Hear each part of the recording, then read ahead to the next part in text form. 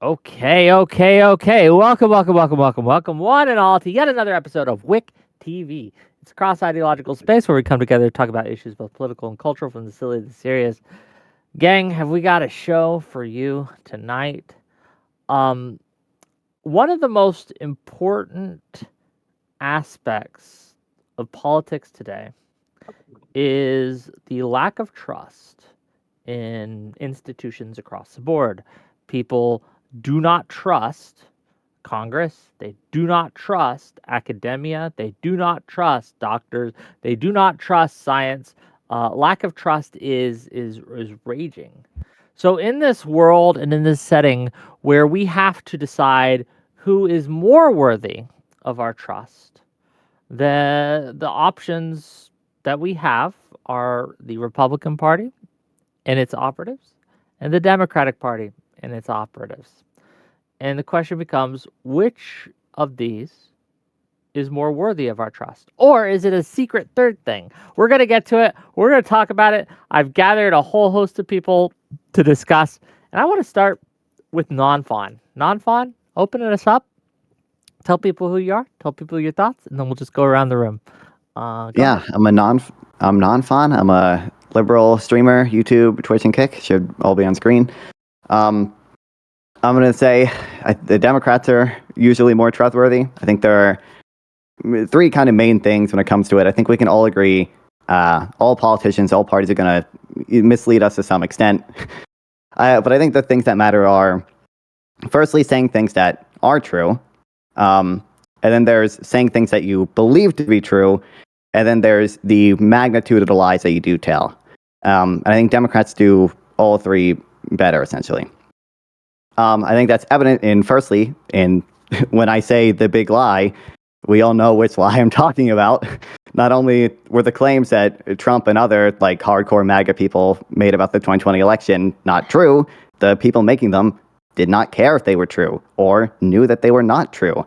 And that's a lie of a magnitude that I would imagine is bigger than any other lie in politics in the last 20 years, at least. At least when you have Democrats claiming certain things like lab leak was a conspiracy, I think that turned out not to be true. But I don't really have any doubt that the Democrats saying it believed it to be true. I don't think that is true when people like Marco Rubio are saying that Biden's job numbers are fake. I don't think Marco Rubio actually thinks that. I think he's totally indifferent to the truth on that. There are also issues with the way Trump specifically speaks.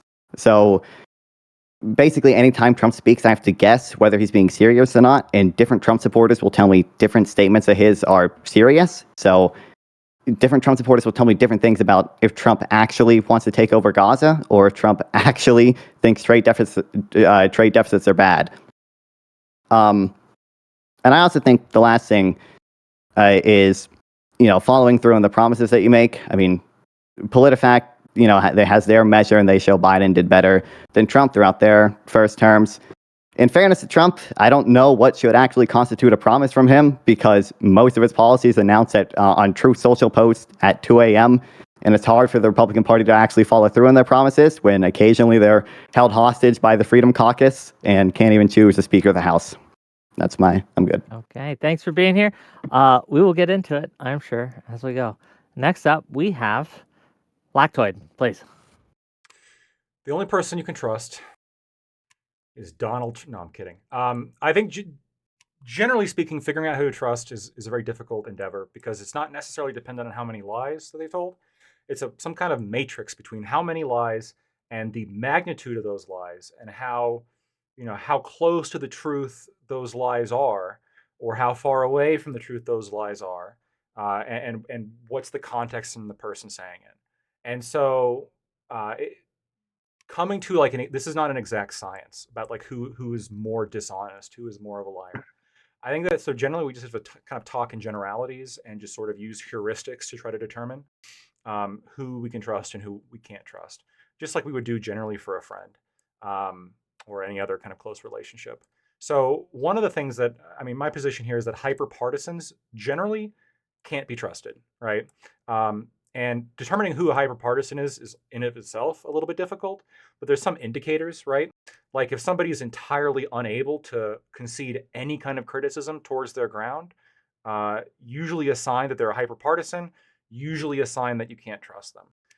If someone is able to say, yeah, this is pretty shitty, but like XYZ I think is more important, so that's why I'm going that route. But yeah, I totally understand why you'd have a problem with that.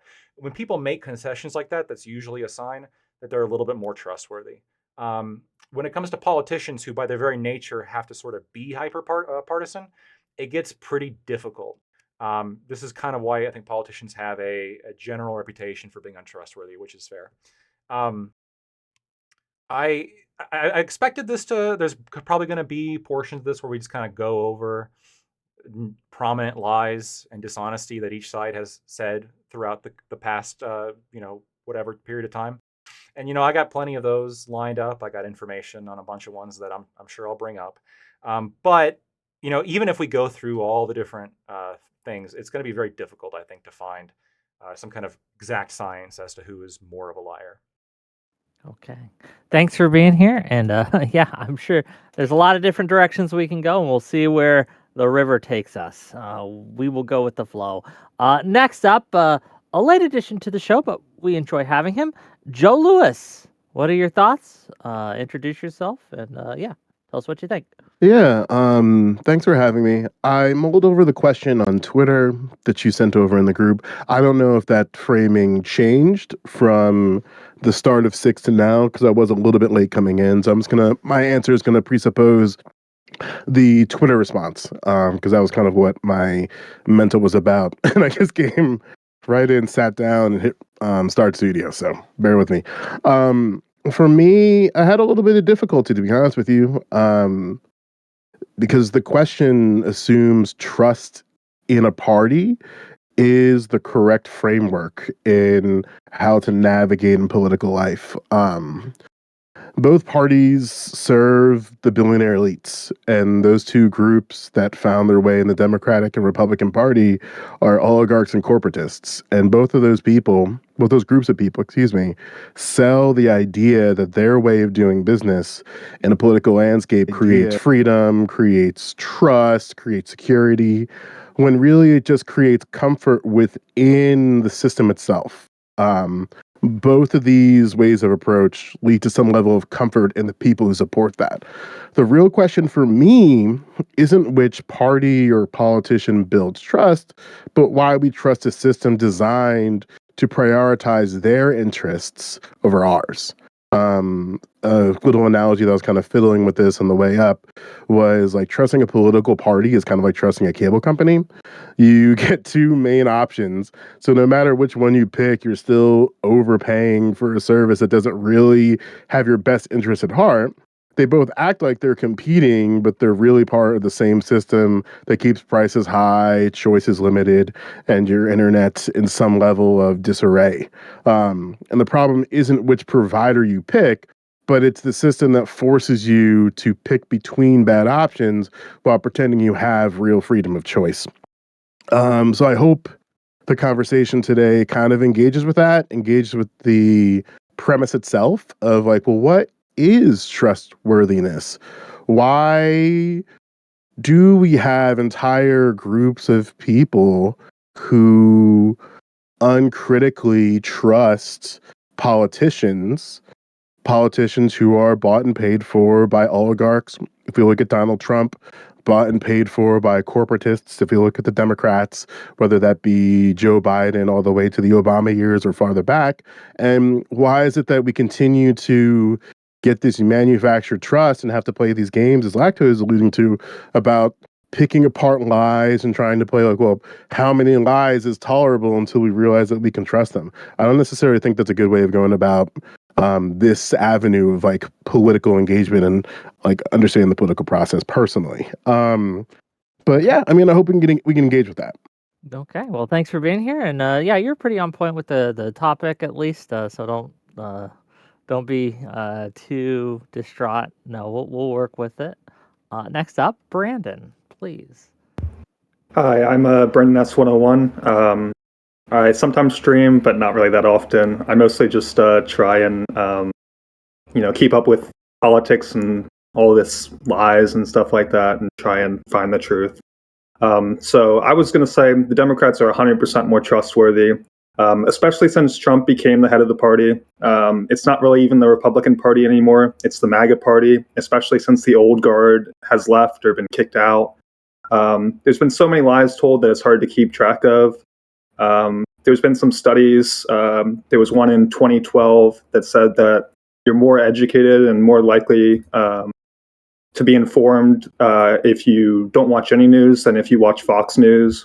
There was a study in 2013 that said that Republicans were more likely to lie and say non-truthful things than Democrats.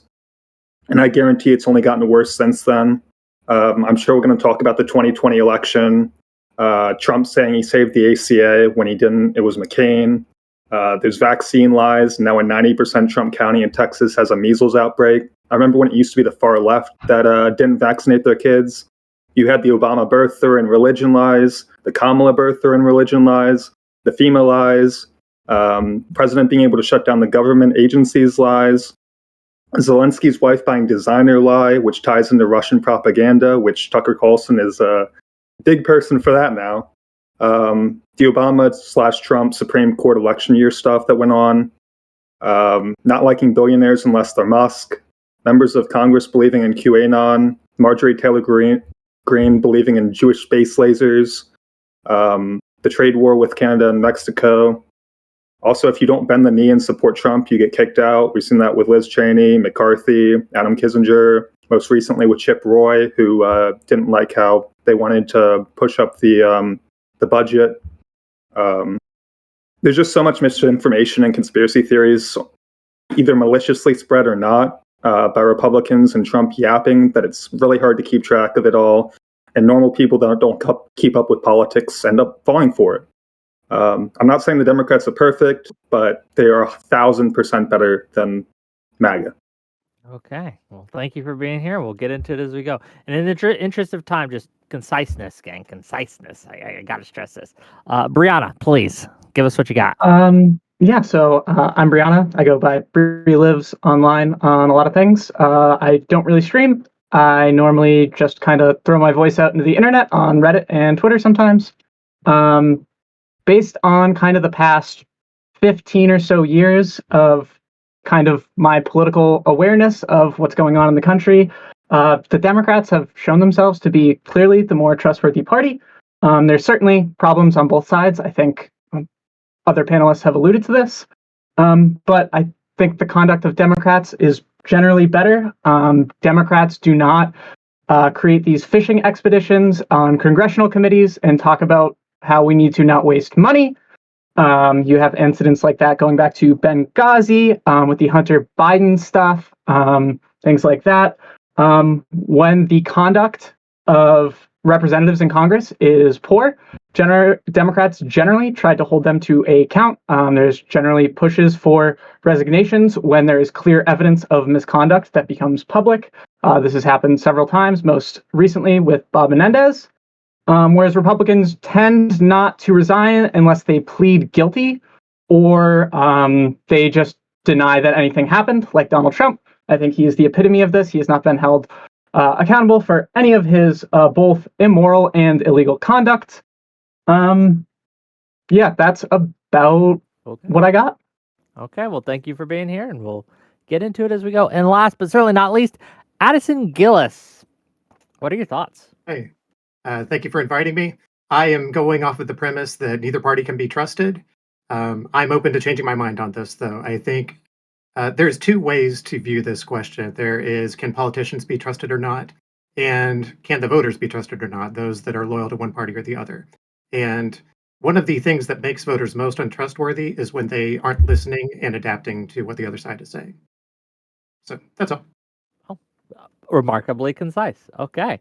Well, this is a refrain I hear, and I see it in chat, and I see it just in general, right? Like neither party is trustworthy, and that's fair as far as it goes, right? And I get what Joe Lewis is saying about the system being broken in such a way that it doesn't matter. I disagree with Joe on this, though, right? I think it does. given that we have the choices before us, right? Wouldn't it make sense to pick the one that, like, we have to put one of these groups in charge of the country, right? Just Disagree. based on what we have. You disagree? Go ahead, please. Why? Yes. Yes, there are some times in history when parties fade from relevance, and I think the Democratic Party is at that point. I don't think voting for this party is a useful thing to do at this juncture. I'd go as far as to say both are, but it's a little bit more complicated than that for me. I didn't want to stop you mid-flow, Wick, but like, I guess to everybody else, I respectfully don't know what you mean when you talk about trust. So I know that like questioning the intelligence and questioning and going through definition trees is not necessarily a productive thing. So I guess the way they'll ask it is, do people trust a party because they believe in its vision or just because it promises short-term stability? That's a question. Well, I for you mean, guys, gang. If What do it's you think? something else, then I'd love to hear it. I guess when I think about trusting the party, I just mean when there are prominent figures or politicians in it, if they make a statement, how much faith do I have in that statement being true, sort of before I know like anything about the topic? And like right now, my faith in Hakeem Jeffries making a comment and that statement being true is a lot more than if Mike Johnson or another kind of MAGA Republican dude was to make one. Well, I mean, sure. So, like, if you're a Democratic supporter right now, then what are you trying to do? Like, do you want to trust people because you believe in your own vision of what should be going forward? Or do you want them to trust you so that there can be some level of short-term stability in your eyes? Because again, like, they support different things. Like, Democrats and Republicans support different things, and they support different approaches of governance. The systems still stay in place in whatever way, so it's a little bit tricky to do like radical change.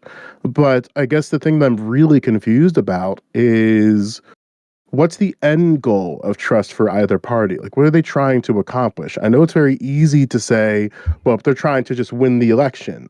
But again, that's why I talked about comfort in my statement, because, and maybe I'll just throw this out and see what you think about it, is that I don't necessarily think that people are really aiming for the vision of either of these parties. I think that Donald Trump argued that his way of governance and being beholden to oligarchs and being beholden to individual billionaires leads to comfort in the people at large.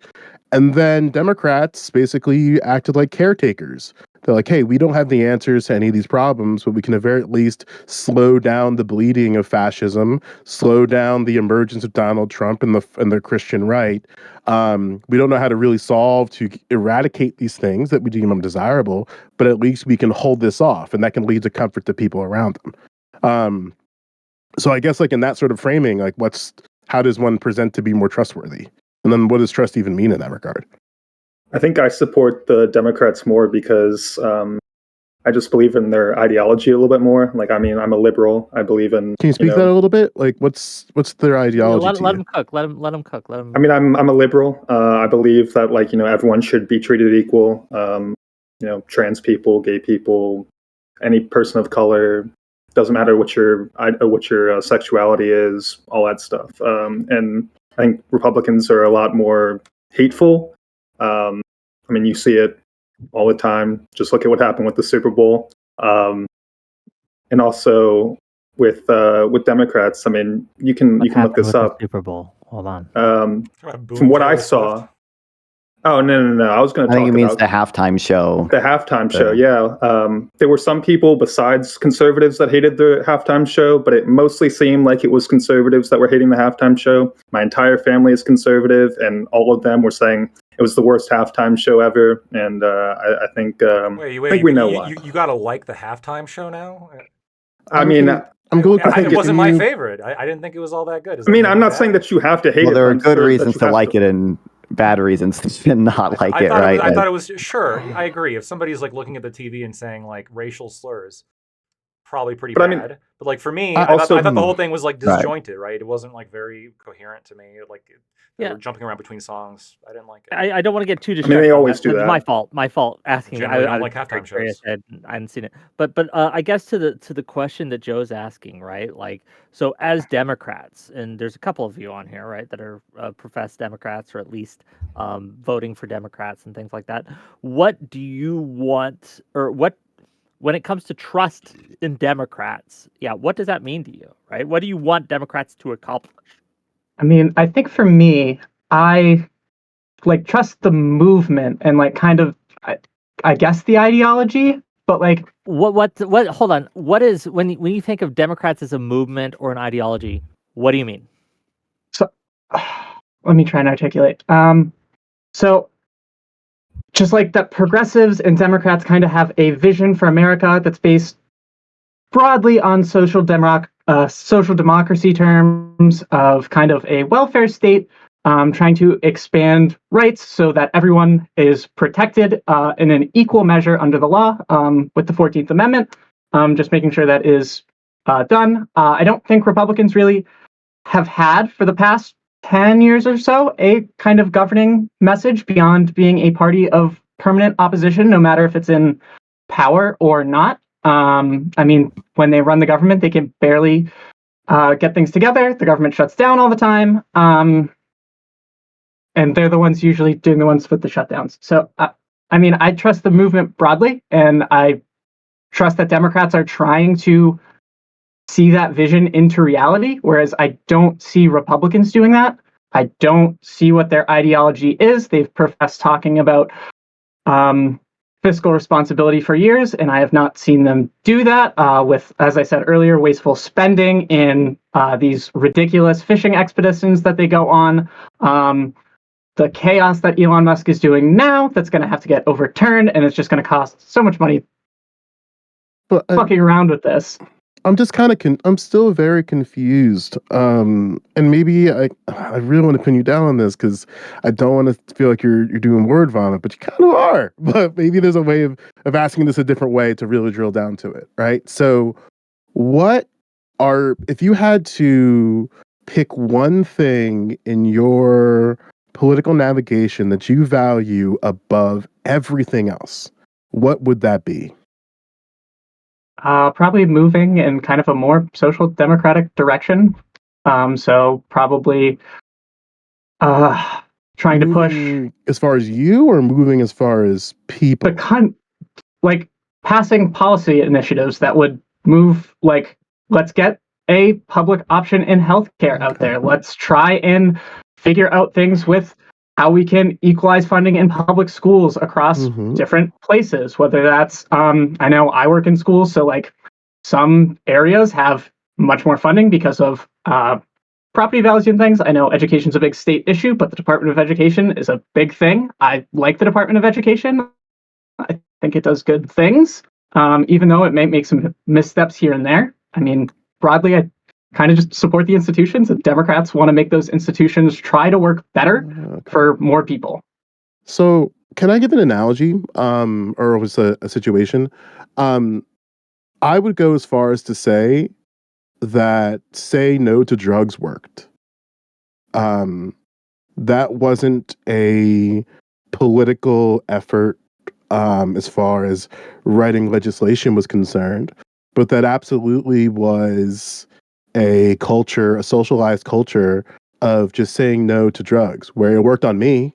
Like, I don't smoke, I rarely drink. Even in the adverse of marijuana resurgence, I'm still skeptical. I think vaping is degenerate. I think smoking is degenerate.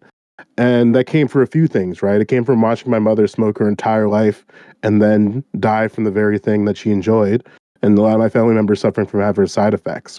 And it wasn't a politician coming to politically tell me not to do this thing. It was just Dare.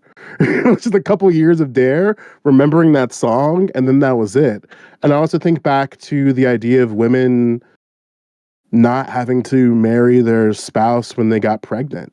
That was just a thing that you did without any legislation, without any law that said, if you cometh inside of women, therefore you must marry them within 9 months. That was just a thing that was in the culture thing. I say all that to say Yeah, let's that land this plane. Yeah, go ahead. maybe, and what I hear from you is that you have frustration in the political process, but there seems to be skepticism in your trust in Democrats engaging in social institutions to solve these problems. That's the feeling that I'm getting from what you were saying, because you mentioned that you trust institutions, and that's good. And you mentioned the ideas of like laws and solidification, but when it came to the idea of Democrats moving in a social way, I didn't really hear that in your response. I'm just curious why that was. And I want to assume that you don't believe in social institutions and like engaging in the political process through social institutions. But I just wondering what you think about that. I mean, I kind of more said like social democratic, so like social democracy. But I mean, social institutions are super important. I mean, I work in a public school system. Public school systems are important, so I don't like when public school systems are being attacked unfairly. I think there's a lot of hysteria about DEI going on, and it's kind of weaponized a lot. I think there's a lot of misinformation that happened about schools shutting down. I mean, social institutions are important. Is the government not a social institution? Well, let's Lactoid wanted to jump in here. Maybe you can kind of get us. I guess I'm a little on bit track. confused. Yeah, I'm a little bit confused. Like, Yeah. the current line of discourse just seems to be, why do you guys Democrats? Oh, it's because I like the policies, but that's not really getting to whether or not they're trustworthy. I mean, you can have somebody who's very honest and trustworthy tell you something to your face that's like you could agree with or disagree with, right? If somebody's running to say like, I am running on the idea of killing a third of the population, they're a very honest person at that point. I fully believe them, right? But I'm not voting for them because this person's like terrifies the fuck out of me, right? So I guess maybe this is more of a question. I mean, where is this going in terms of establishing trust? Like, is this about policy, like this policy desire, or in terms of trustworthiness? I guess that's where I'm struggling. What's happening? I guess that's my question. It's a good question.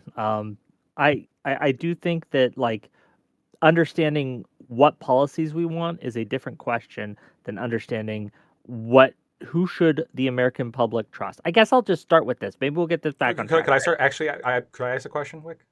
Could I step on you and just ask a quick question that I think is directly relevant to the Democrats? If it's not, Dems, I will mute you. The demon rat. Okay. If it's not a good question, I will mute you. Sure. Yeah. Straightforward question. Do you guys think that Democrats are trustworthy? Not more than Republicans. Do you think that they are just generally? Would you describe them as trustworthy? Who do you by Raise the your Democrats? hand if you think Democrats are trustworthy. Just raise your hand. Do you just mean the politicians, or do you mean Democrat politicians? Yes, the party itself. When the Democrat politicians say something, say they'll do something, or state a fact about the world, claim.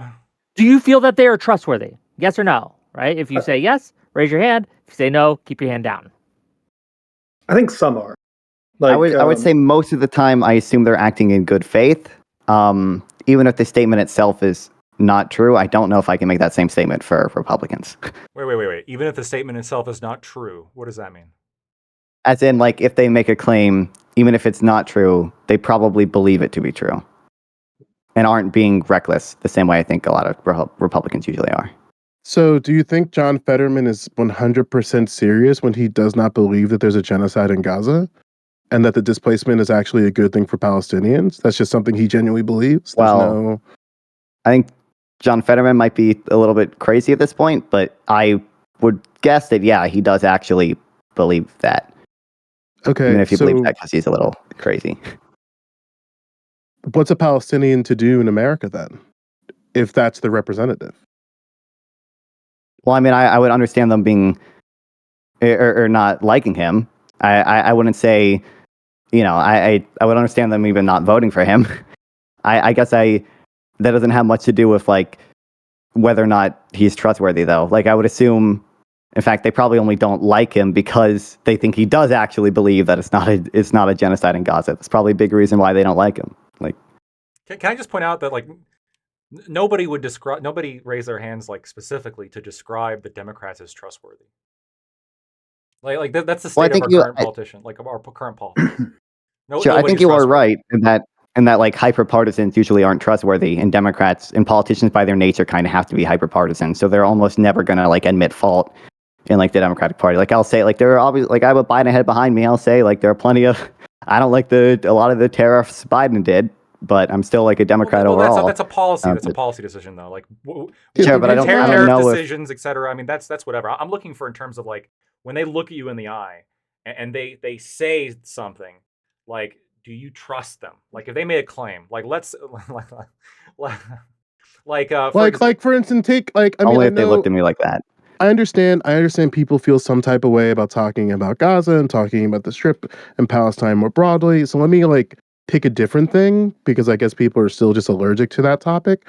If I'm somebody who lost my entire life in a fire, how am I and Gavin Newsom says we're going to work to get what you lost back. What do you think somebody should do with that? Should they trust that they're going to do that? And if they do, what exactly does it mean to trust in that situation? So I would trust that he is at least going to try to do that. Like when it comes to is he actually going to do it, it's more of a question of how much faith we have in Democrats governing versus I guess Republicans governing, and that's kind of a different question. But that's kind of a fucked way to navigate, no? Like if somebody comes to you and says, I understand you experienced a tragedy external to your own life, and we're going to work to get what you lost back. And then in the back of it, it's like, well, they're going to try. For a lot of these people, I would argue try isn't really good enough. Because the alternative is we understand that there's a homeless problem in California. And now you are introducing an entire new population of unsheltered people into an already stressed system. And then it's going to be indistinguishable between somebody who lost their life or lost their livelihood because of a fire and somebody who lost their livelihood due to bad circumstances. And bad circumstances could just been the fire itself. So I guess like the reason why I'm kind of pushing is because, again, trustworthiness, and Lacto I think is knocking on this too, feels very feelings based. Well, it is. At in the an end of the day, environment, who you trust is feelings based. 100%. Yeah. Let me read this super chat because I want to make a little money tonight. $20 from Pondering Politics. In PolitiFact founder Bill Adair's recent book, Beyond the Big Lie, he confirms that the pre-Trump GOP lied more frequently and more egregiously than Dems, per fact-checking analyses. And it's gotten worse since Trump. Thank you for the How would you objectively measure egregiously? You'd have to read the book. I don't know. I haven't read the book. I'm not buying that guy's book. Okay, fair enough. But back to the point at hand, right? Like no I understand. chance. I understand. Like trustworthiness is feelings based to an extent. It's not though, Wick. That's just one. That is the when I am talking to someone, right? When I'm interacting with an individual or a group, even part of do I trust this person, especially if I have very little previous interaction with this person. Say I'm a new voter. I haven't really been in politics much. I haven't really interacted with politics much. I'm a young guy, right? I go in and I'm trying to decide, well, you know what? I want to become politically active. Which of these sides available should I put my trust in? Who is going to do right by me? Who is going to keep their word to me? Is it going to be the Republicans or is it going to be the Democrats? Part of that is necessarily feelings-based. That is how we make decisions in life. It just is, right? Can I get in real quick? I think you inserted something that I don't want to let you run away from. Is that you instead of entering a new political person, should be asked the question, what interests you? What do you care about? Before you even get to a conversation about party. I don't think you should get into the conversation about party at all in a lot of cases. You can maybe talk about that when you get to the ideas of electoralism and political like figures and stuff like that. But at the end of the day, I would really hope people are not politically motivated just by virtue of a political party alone. I would hope that people are motivated about seeing something within their conditions that spark them to be a bigger change in whatever that case may be. But once you Like, come to that point, you have to choose a vehicle with which to enact your will, right? okay, So then you as a individual you only have a vote. But part of the collective organization, collectivism in general is picking a vehicle or a group which can help you get closer to your goals. And I think that's where the conversation, or where I think the conversation will eventually lead, right? Is which of these groups that we have, and we can include 30 parties in this, right? We can include the Libertarians, we can include the Green Party, we can include a few other third You parties, can always right? trust libertarians. True. it's like this is why y'all shit is so fissured. Because the very idea of working with a libertarian gives you stage 4 cancer. Like, of course you're going to disagree with libertarians on issues. However, if you're looking at a particularity in a political landscape, you should be able to go, hey, libertarians, I need help with this. Do you agree? Do you agree that this problem is a problem? Great. Let's work together towards this problem. I It agree with shouldn't you. matter. I mean, there No, are cases It- where I'm it perfectly okay shouldn't- with doing that. I'm a Joe. No, We're not fighting here cope. because I This agree is with such you. cope. And I think one of the failures of the Democratic Party. You don't, because we understand that in both parties, as they currently exist, they are oppositional to libertarians, communists, anarchists, anarcho-libertarians, left Hegelians, right Hegelians, and one of the reasons why we even got Donald Trump in the first place is because of that division across ideological lines. And the minute, like, when Democrats are done purity testing the communists, Greens, and leftists out of their movements, they're stuck losing to Donald Trump twice. They're stuck not having any type of answer post-Reagan. It's, And I think it's something that's almost more the opposite. powerful. I think It's something that's almost the more opposite. powerful in We trust. worked with these groups, trusting them when we should not have. We worked with the communists. We worked with the Green Party. We tried to make alliances and things. And when it came time to vote, they fucked us. That's what happened. They did not Right? want to work We with the did not. Democrats Let me at just all. make this incredibly a bit more clear, right? Or maybe it's just a different angle of looking at this, right? When I think of trustworthiness, it's not about feels for me. I'm beyond that. It's about if I see you in this political landscape, can I trust you to get work done substantive to the things that matter in this political moment? That's what I think of when I think of trust. And when I look at, for instance, Jill Stein and Butch Ware and the entire Green Party infrastructure, that answer to me is no. When I look at the PSL, that answer to me is no. When I look at the DSA, that answer to me is no. When I look at the mainstream DNC and the mainstream RNC, that answer to me is no. What makes the Democratic Party and the Republican Party so nefarious is because they're beholden to billionaires. Though the billionaires, whether it be the Elon Musks of the world or the Mark Zuckerbergs, the Citibanks, the Chase banks, they require these political parties to move in a particular way towards their interests. That's not consistent with the people. What the politician's job is at that point is to try to present what they're doing, beholden to these corporations, that this is the correct way. So while Democrats talk about we're never going to, like, we're so climate conscious and we're not going to fuck the planet, If a billionaire, they still get wants contracts to do from something that oil you want to company. do, why won't you work with them? Excuse me? If a billionaire wants to, for example, if there was a billionaire Reduce out government there that waste. says, hey, we can use that as an example, right? Mhm. They want to reduce government waste. They say it, they may not mean it, right? they mean it. This goes back to the trustworthy thing, Now, let's right? say they mean it. But they say it. They say it. Okay, you believe them. Why wouldn't you work with them just because they're a billionaire? Wait, why like did you this idea that presuppose that I believe that them? parties are, In well, your the own reason I question. ask this, right, and let me put my cards Mhm. on the table, right, is because this supposition of the billionaires are antithetical to what the people want.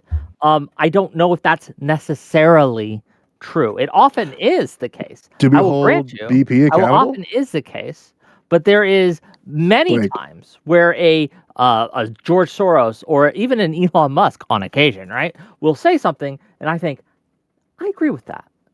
I can work with that.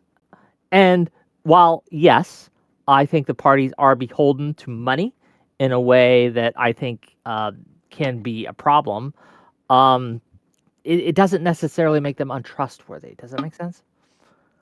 And I want to get more people in on this, but I want you to respond to that. But yeah, then I want to sure. expand the discussion to let other people in on this. But go ahead. Democrats rely on billionaires through corporations, and the interests of the corporation supersede any issue. So, as long as the Democrats move in a way that does not agitate corporate interests, banks, union lobbies, or lack thereof, oil companies, basically the entire oil industry, portions of the war industrial complex, they don't care. So when the rubber hits the road of these workers are being exploited by Amazon, therefore they ought to unionize, Democrats are quiet. Peep, not a peep. They're not going to support any type of legislation that protects unions from Congress or the president itself. The presidents will never openly say, I will not sign anything that will force Amazon into a deal. They won't. They will just be quiet when it comes to this type of unionization efforts. When it comes to wages, right? When it comes to all the DEI Costco nonsense, right?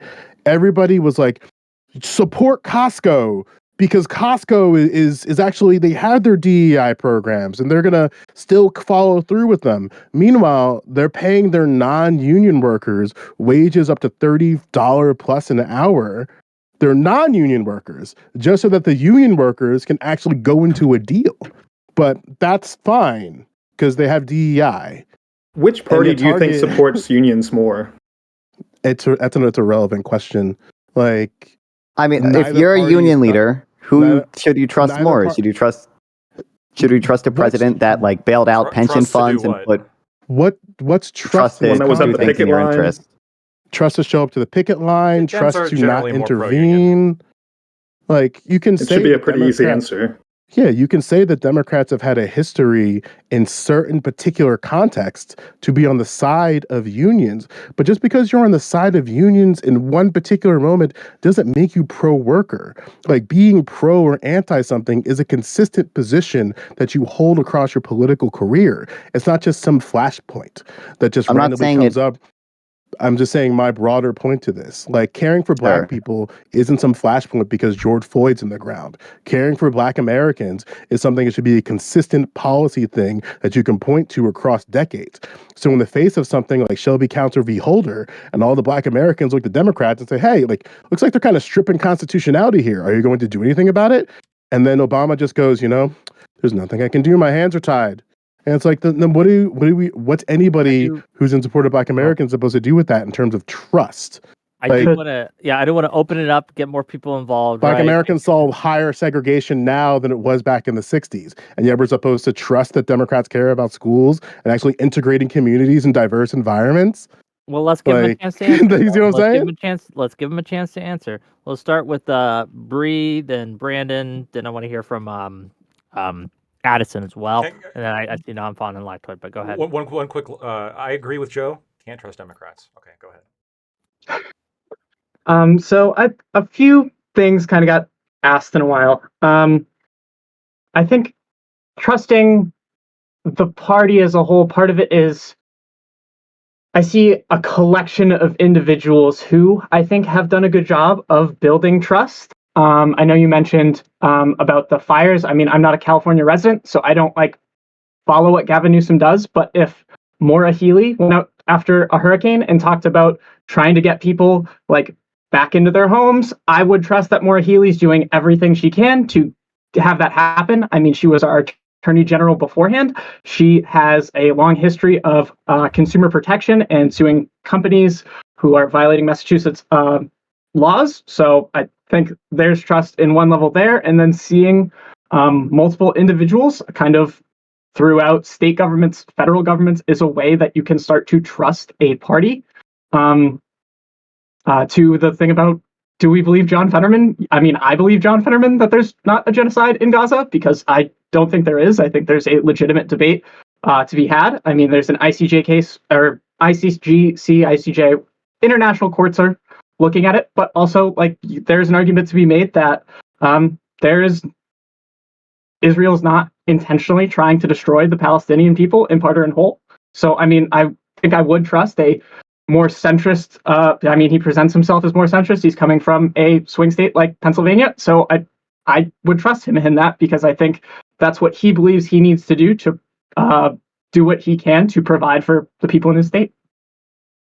Can I? Sorry. No, if you want to interrogate I don't want to get into Palestine debate. I'm This full. is I'm the- not. I don't. I look. Yeah. I hate that subject. I don't. I think it's pretty important considering we're talking I about understand. trust. And Donald But I Trump don't is want it to actively get to saying that he just wants to be turn on the that. Does Gaza that make Strip sense? into. Because there's So- so Like, much so- more. Can I just ask this question to Bree, and then I'll shut the fuck up about Gaza. Bree, do you trust that Donald Trump is going to actualize his plan of displacing Palestinians from the Gaza Strip and turning it into a God, I land hope of real not. estate? I hope he doesn't go through on that, but I have no idea what Donald Trump's going to fucking do. He does not care about the law. He does not care about the Constitution. So he will try anything he does to give himself power and use that power.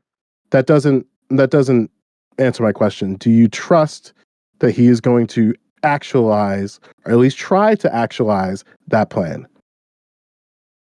I mean, I don't trust Donald Trump as far as I could throw him, but he's an unpredictable person. I don't know what he's going to like.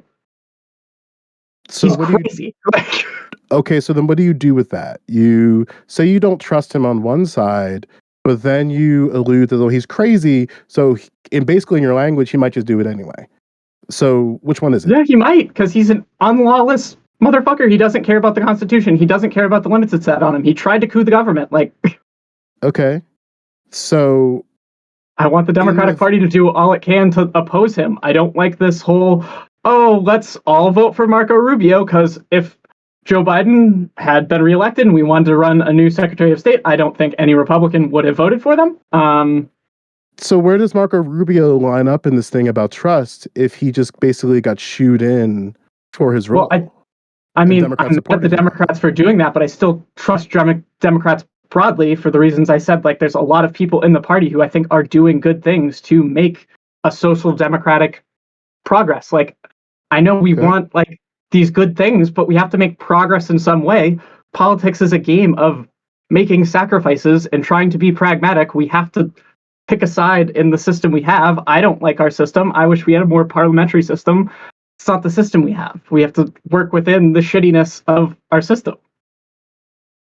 All Okay, right. you had a question, And- Lockhart, and then yeah, I I mean, need to get to the other people, right? Sure. I mean, to give some credit. I mean, I think generally speaking, for example, like what did Trump run on? Like cutting inefficiencies and immigration, and largely the policies seem to reflect, those intentions, right? So I think there's elements in which politicians do sort of fulfill the thing that they ran on, or at least substantively try to fulfill the thing they ran on. But I think the important thing to look at is, while this happens sometime, how do we know if it's going to happen every time? How do we know if it's going to happen with any kind of like consistency? A question I had for the Dems, especially the ones here who really hate Trump, okay, which is all of you, very predictably. TDS. Yeah, TDS for sure. Can you trust us to do that? Well, let's see how much I can trust you guys to answer this honestly.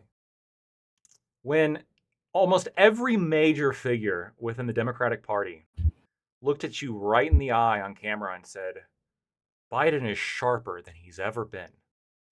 After the Hur report, when they looked you in the eye and said he's the sharpest he's ever been, a few weeks before he gave it up to give it to Kamala, when they kept saying this, did you trust that they were being accurate with you? Did you trust that Joe Biden was actually as sharp as they were telling you? I mean, most of the, well, yeah, I mean, yeah, I would say overall I did, just because my prior experience with the Democrats up to that point, they had been mostly, I guess, honest to me. And I think a lot of Democrats who were saying that probably didn't even know the full extent of Biden's decline, because When you say it was prior probably, experience, After what the does that report. mean? I don't know. Sorry. I don't think I you mean, read it. I know what the Her report said. I guess I just don't put like that much credence in someone's like hardcore mental decline when like one report says, "Oh, we think he would present as sympathetic to a jury, and therefore we hold don't think we can on. get There him was to a be I lot think- more. There was a Well, lot. this is why- The question to you, Lactoid, would be when Trump and his cronies looked you in the eye and said that the election had been stolen in 2020. Did you believe them? Based on the information we have, I think Trump does believe it was stolen. I think he's wrong. Based on the private phone calls that he had, in which basically That's he lost almost Georgia, worse. and he's been talking to like close confidence, saying this fucking thing was rigged. Yeah, and look, you can use that as an impingement upon his character. You could say like that's ridiculous. Like this is somebody who should know that the things that he was saying weren't true. Which do you think is worse? That's a good question. I No, it's don't not. know. Whoa, No. whoa. It is a Both good question are- because It's yeah, not. Well, It's but one is more malicious. One is trying to steal the country, Yeah. like one and is the one other is one based on trying ignorance and one is based on and one is maliciousness. trying to withhold the cognitive capacity of a person in power so that they continue to be in power. We watched Dianne I think they're Feinstein malicious, yeah. die on live television, and her best friend Nancy Pelosi protected her. And then weeks later, that bitch is in the dirt. We're watching Mitch McConnell die in real time while politicians are trying to act like he's fine. That nigga is going to die before September. Joe Biden is going to die in the next 3 to 5 years, and he wasn't capable enough to continue for 4 years. Comparing Donald Trump consistently through his actions saying a particular thing, so much so that Lactoid can make the position that he believes that, and even though he believes that, he is wrong, and comparing that to an institutional project of trying to position Biden out for someone else is disgusting. one is trying Like, to that's steal a- an election, and then one is an elected president who is like slowly dying, like what happened with Reagan. I think it's completely different. Trying to steal an election is completely different than an elected president slowly dying, like while he was elected in office. That's completely different, and one is way worse. Can you walk me through the difference of why one's worse than the other? Do you not think that the peaceful transfer of One power uses is more like really hyperbolic important? language, Joe. Yeah, I mean, clear. I mean, I'm again like something that's really interesting in conversations when I ask something is that then it goes right back to a question about taking a moral position. I'm asking you the differences that you are identifying between the two. I believe that comparing the two in context is ridiculous, but apparently you believe that comparing it in context is not. So I'm just asking you what you see. Well, I mean, I do think that like the fact that Biden was like slowly, dying is bad. But I also think that Is that something you genuinely believe? Do you believe that Joe Biden is slowly dying and was slowly dying from starting as early as, we'll say, 2021, to be charitable? 2021, 2022, you could No, definitely see that his aides were saying like within the first year he was going. I mean, yeah, probably, but I also think that that his cabinet did a good job. So, like, yeah, he probably maybe should have. I forget the amendment. Maybe he should have been kicked out. But at the same point, I do think that he was his cabinet overall did what he wanted them to do, and I think that's the most important thing. I think that lie though led to consequences that potentially could be more lies, right? So, like, for example, you guys had a primary process in which you voted for Joe Biden. I know my friend Wick here voted for Joe Biden, and that was under the pretext that would matter. I mean, I don't think that consequence is as big as, to be charitable, inspiring some crazy people to break into the Capitol, and like. I would go as far as threatening democracy a lot more in terms of trust that we have in our election system. I don't think this significantly erodes trust in our election system. I think Trump's lie did. I would go as far to say that there were more Democrats in line for Joe Biden stepping down and being replaced by Kamala Harris than any alignment when it came to J6. I think J6 was incredibly disaggregated by the individuals. You had a few that were sympathetic from the political level, like politicians, Congress members, sort of like lower level state electors, but they were not moving in a unified approach to try to mislead the entire public about the competency of their leader. What they were trying to do, which I'll 100% agree with you, is to try to use their disaggregation and their power in certain political positions to try to seize power back. These are two different types of power grabs. But the thing that I have a concern about if we're talking about trust and actions of trust, if we find out that more Democrats understood about Joe Biden's frailties, understood about his unelectability in the moment, but still pushed him through anyway, and then in the last minute switched, I'm not too sure how you can trust Democrats with anybody they position moving forward. Because Nancy Pelosi, and many others have already spoken to the fact that they were the movers of this. This wasn't some type of small, subtle decision that Joe Biden made at his home when he's sick, coughing. This was a institutional DNC effort to position Kamala Harris and then transfer all of that to her. Despite that being against the people. I trusted DNC less because of that, much less because of that. I trust everyone involved in that much less, including Biden.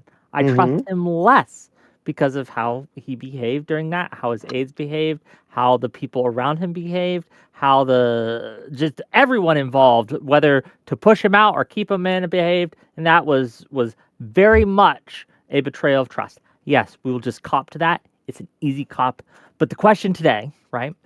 Does that mean that I don't trust DNC ever again? That would be silly. That would be yes. I'll give you an example. It's the same reason a lot of people got caught with their pants down when American intelligence was saying Russia is going to invade Ukraine. Russia is on the border. They're going to go in. This is happening. And a lot of people were like, don't you remember Afghanistan and Iraq and the WMDs? Look at how they got it wrong. How could you ever trust? And they got made into fucking fools, because you have to remember, simply because it's not wise to always trust the government, it is equally unwise to never trust the government. And so when we have a situation like the DNC, absolutely, it has hurt its credibility. But that does not mean that it is now by nature, all the time, always something that you should never trust. Well, even your the question is whether or not they're trustworthy. Like, even your non-trustworthy friend might tell you the truth now and then. Well, the prompt was which one is more trustworthy. That was the original prompt, not which one are they trustworthy. Yes. Yeah. And because I don't trust Republicans. Sure. At all. Like, you talk about being lied to, and we talk about and I'm passionate about this, Joe, as you know. Joe, you asked a question. Why should people of color trust the Democrats when they failed them in X, Y, and Z? Why should workers trust the Democrats when they failed them in X, Y, and Z? And those are fair questions. But when we look at under which regime do I think that workers will have a better deal, that unions will flourish, it's going to be the Democrats every time. Every time. And why do I say that? It's because of the policies that have been pushed by Democrats. Have they given everything the workers want? No. But in general, they have a much more pro-worker, pro-people of color, at this point, foreign interventionalism, right? And all these things I like, to be clear. These things are things I trust that the Democrats are going to do better than the Republicans. That's it. That's the game, right? Do you trust Democrats to stop fascism? Do you trust them as a bulwark against stop fascism? They had a goal for the past 10 years to keep Trump out of office. That was the one thing the entire Democratic Party rallied around as the reason to vote Democrat. They were unsuccessful. They brought out his they failed at it. But does that mean they failed super hard too? Oh, they got crushed. Yes. Democrats are the caretakers. Pretty close election. Democrats are the caretakers of fascism. Republicans are the accelerationists. We can kind of move on from that. Democrats have no answer. True. Democrats have no answer to the Christian right. They have no answer to Donald Trump substantively. They have no answer to MAGA. But they do have an answer to is their long-term investments. They'll make selective long-term investments in countries, in corporations, in different institutions for the hope of some payback later in time. But they're not going to do anything to address the situation substantively. Donald Trump is more dangerous in a lot of ways because he's talking about the privatization of everything. He wants the banks to be privatized. He wants your mail to be privatized. He wants your online orders to be privatized. Every single thing that we deem to be a public good, what he wants to be privatized. And then that way, the government is never going to be involved in any of these issues and any of these problems that come from that privatization. And then, as those services erode, where we have a privatized postal service, no better than what people have in the UK, then he's going to come in and say, I can fix this thing. I can solve the problem that I created for myself. But he has no desire of solving the problem. He's supposed to concentrate wealth to himself and his cronies. And the thing that Democrats present, which is why I'm like trying to get to something that I think you guys deeply believe. I think if you are a Democratic supporter in this moment, you believe that corporations ought to have control of our public goods, ought to have control of our social programs, ought to have at least some level of say in what should happen. You don't necessarily believe that the federal government should be completely by themselves in these things. You believe that they probably want more involvement, but I've never seen or heard any of you engage with the contradictions. Like, if one of you is in education, and do you support the mass surveillance of students in schools through Google? Because that's what happened. Like, Okay. Yes, actually, no, I'll just cop to this. Yeah, those little shits should be watched because kids are crazy. By Google, right? Those little especially, yeah. shits need to have an eyeballs on them, right? They're gonna eyeballs get in the face of all of all those school shootings. The entire surveillance state Wouldn't it be nice if they were surveilled a little harder so we could catch those things? Yes. What do you mean catch those things? We can't even catch them. Like we if don't they have a even catch doobie. them before. Like, Bro. like there, it's to the point now where the minute you go onto an educational campus in America in some parts of the country, you are being surveilled. From the point you enter the door to all of your activities, even up to including the bathroom. And in the face of this, Republicans were like, he's not we saying gotta the $10. That's illegal. That is illegal It's to not record in the illegal. bathroom. Yes, it is. It's not illegal. It is You are 100%. allowed to put cameras in bathrooms, so as long as the bathroom is in an open access point and that the stalls are not visible. So what they do is they put cameras in the entrance, not in the stalls themselves. That's what schools did when they tried to solve the trans panic problem. The trans panic problem was just put cameras in the entrance of bathrooms. Or Okay, they well, just don't put doors. Okay, real quick. I mean, first of all, what's wrong with putting cameras in schools, and what does it have to do with trusting political parties? Because those cameras are coming from corporations that have their own interests in making money. They're not. What are we going to make our own? What are the corporations doing with the cameras? There it is. Thank you. Damn. Corporations in the room It took me cooking to get to the point where, yes, somewhere in the reason why I'm talking the way I'm talking is because somewhere in what you believe, whether you want to admit it to it or not, you believe that we need corporations to solve these I'm a particular capitalist. problems. Good. That's great. So you could have just said that like 20, 30 minutes ago. I think literally everyone is a capitalist here, but you. That's if you want to form a socialist party, go form And a socialist also, party. You're on free the trans panic thing, the Christian right will be destroyed by the Democrats when we trans all the kids. First of all, that is the plan. Your plans have Second been of put on all, hold, non-fun. It's not going to happen anymore. Yeah. You'll And see. again, We'll come look, back. I have we'll double it. no qualms or reservations in what you believe. My frustration is that sometimes when we have these conversations, people don't necessarily understand like what exactly they're saying. Like, do you trust a company with the data of school age students, Bree? Because that's what these contracts have. I can give you books for this if you'd like. If this is the first time you're ever hearing this information before. A legitimate conversation about what the proper role of technology should be in schools. There needs to be surveillance cameras in schools, for one, liability issues, because if something happens, I think everyone wants to know what happened. If there's an incident of teacher misconduct, if there is a severe incident with students fighting each other, Or a shooting. everyone wants to know about this stuff. It's kind of like police body cams. Like, we want there to be accountability for everyone. I think police should want body cams because it's like people say a lot of bullshit about what police do sometimes. Sometimes there is misconduct.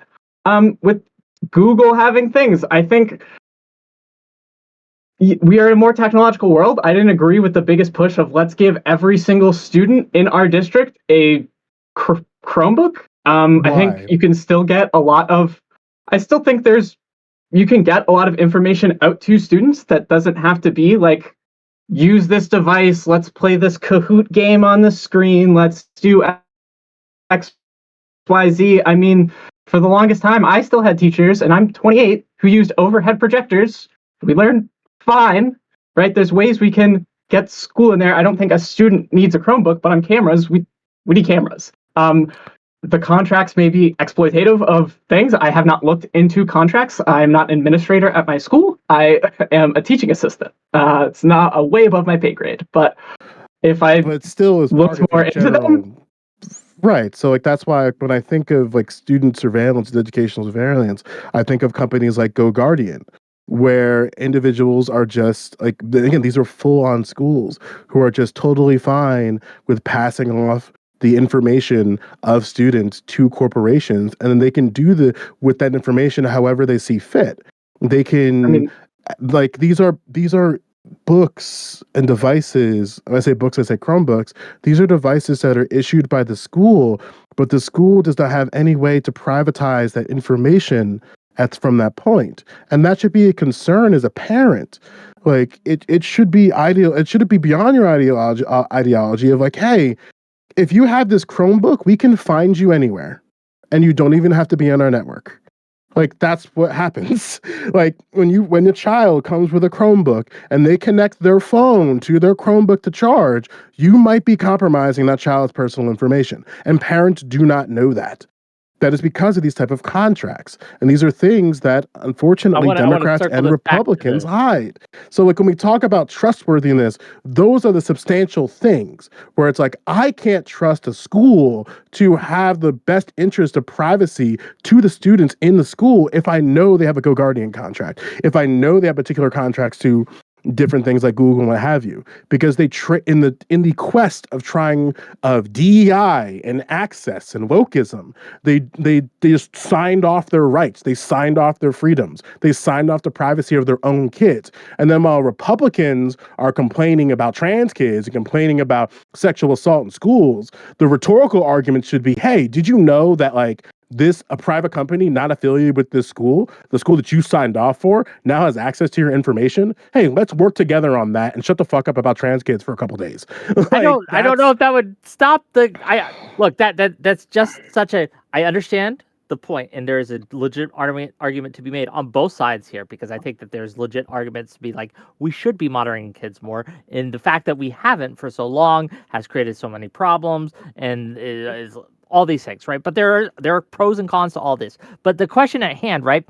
If both parties are bad at a particular subject, that does not mean that both parties are bad at all subjects equally. And we can look at other subjects where I think that either the Republicans or the Democrats have clear benefits and clearly are more trustworthy. Like when we look at, I'll just say Ukraine, for example.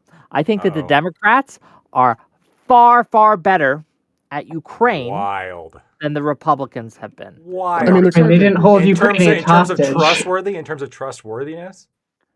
Yeah, like look at what Tucker Carlson has been saying recently about how how the Ukraine. Carlson? Yeah, he's a Republican, is he not? You're talking about Tucker. What the fuck does that fat fuck have to do with anything about Ukraine? To be clear, you were talking about big camera for the last 5 minutes. Is he an envoy or something? I mean, no, I'm being genuine. No, he's a big speaker for the Republican Party. What do you mean? Yeah, I mean, each side has media organizations that are like kind of affiliated with it. Do they not? Tucker Carlson is unaffiliated, unless you want to make the argument that he's affiliated to the right. Come on. He was a Fox News guy for how long? Come on. Okay. He lied about the 2020 election. The big lie. He spread the 2020 election. Yeah, like what are you talking about? Make the connection. I've never heard any normal person bring up Tucker Carlson in a conversation about Ukraine. Like I understand he has strong opinions about Ukraine, but he's zero stakeholder in this. He could say Ukraine should be a golf course, and everyone's like, all right, Tucker, have fun with your YouTube channel, dumb fuck. Like, Oh, he just it's meets no with the different president of the United States. I gotta, look, come on. I gotta jump in here, right? Like the reason that What? the reason that Tucker Carlson, I agree. Tucker Carlson is a voice for the right or whatever. Wick, what specific? Thank claims, you. What specific claims do you have an issue Well, with? well, no, I want to, because Joe isn't the only person to have said, right? Why are we listening? Why do we care what these media influencers say? And I want to take a moment to explain. Oh, $5 from Lawson Harrison to say, what information of minors are we concerned about getting stolen into what EMD? Okay, we can talk about that soon. Thank you for the $5. But Was that the response to me? to the yeah, I think that Yeah, was the book is, if you want to know the book, I'll put it in the side chat too. I did. Please. It's called Surveillance Education, Navigating the Conspicuous Absence of Privacy in Schools. It was written by Nolan Hidjon and Allison Butler. Okay. If you want to see more about that, they've talked about there's multiple interviews online that you can look up as well. But Tucker Carlson is a fairly influential figure to right-wing politics. Like, it isn't just politicians. When we talk about the Democrats, I'm not just talking about the people who hold office, whether it be at the local level, the state level, or the federal level. That's not who I'm talking about. I'm also talking about influencers. I'm also talking about the rank and file, the members of the Democratic Party, right? I'm talking about the apparatus that they have, right? Media apparatus, political apparatus, The all of Leviathan, that. this thing that exists, right? The Republicans have their version of it as well, and they have their influencers. They're a what's the word for that, right? They're influencers, their rank and file, their factions, same as the Democrats, right? So when we talk about that, Tucker Carlson is a major figure in that Republican apparatus. So when he goes to Russia and he interviews Putin and he says things, this has an influence on the Republican Party. It also has a negative, like it has an influence on the Democrats as well, but beyond the scope, right?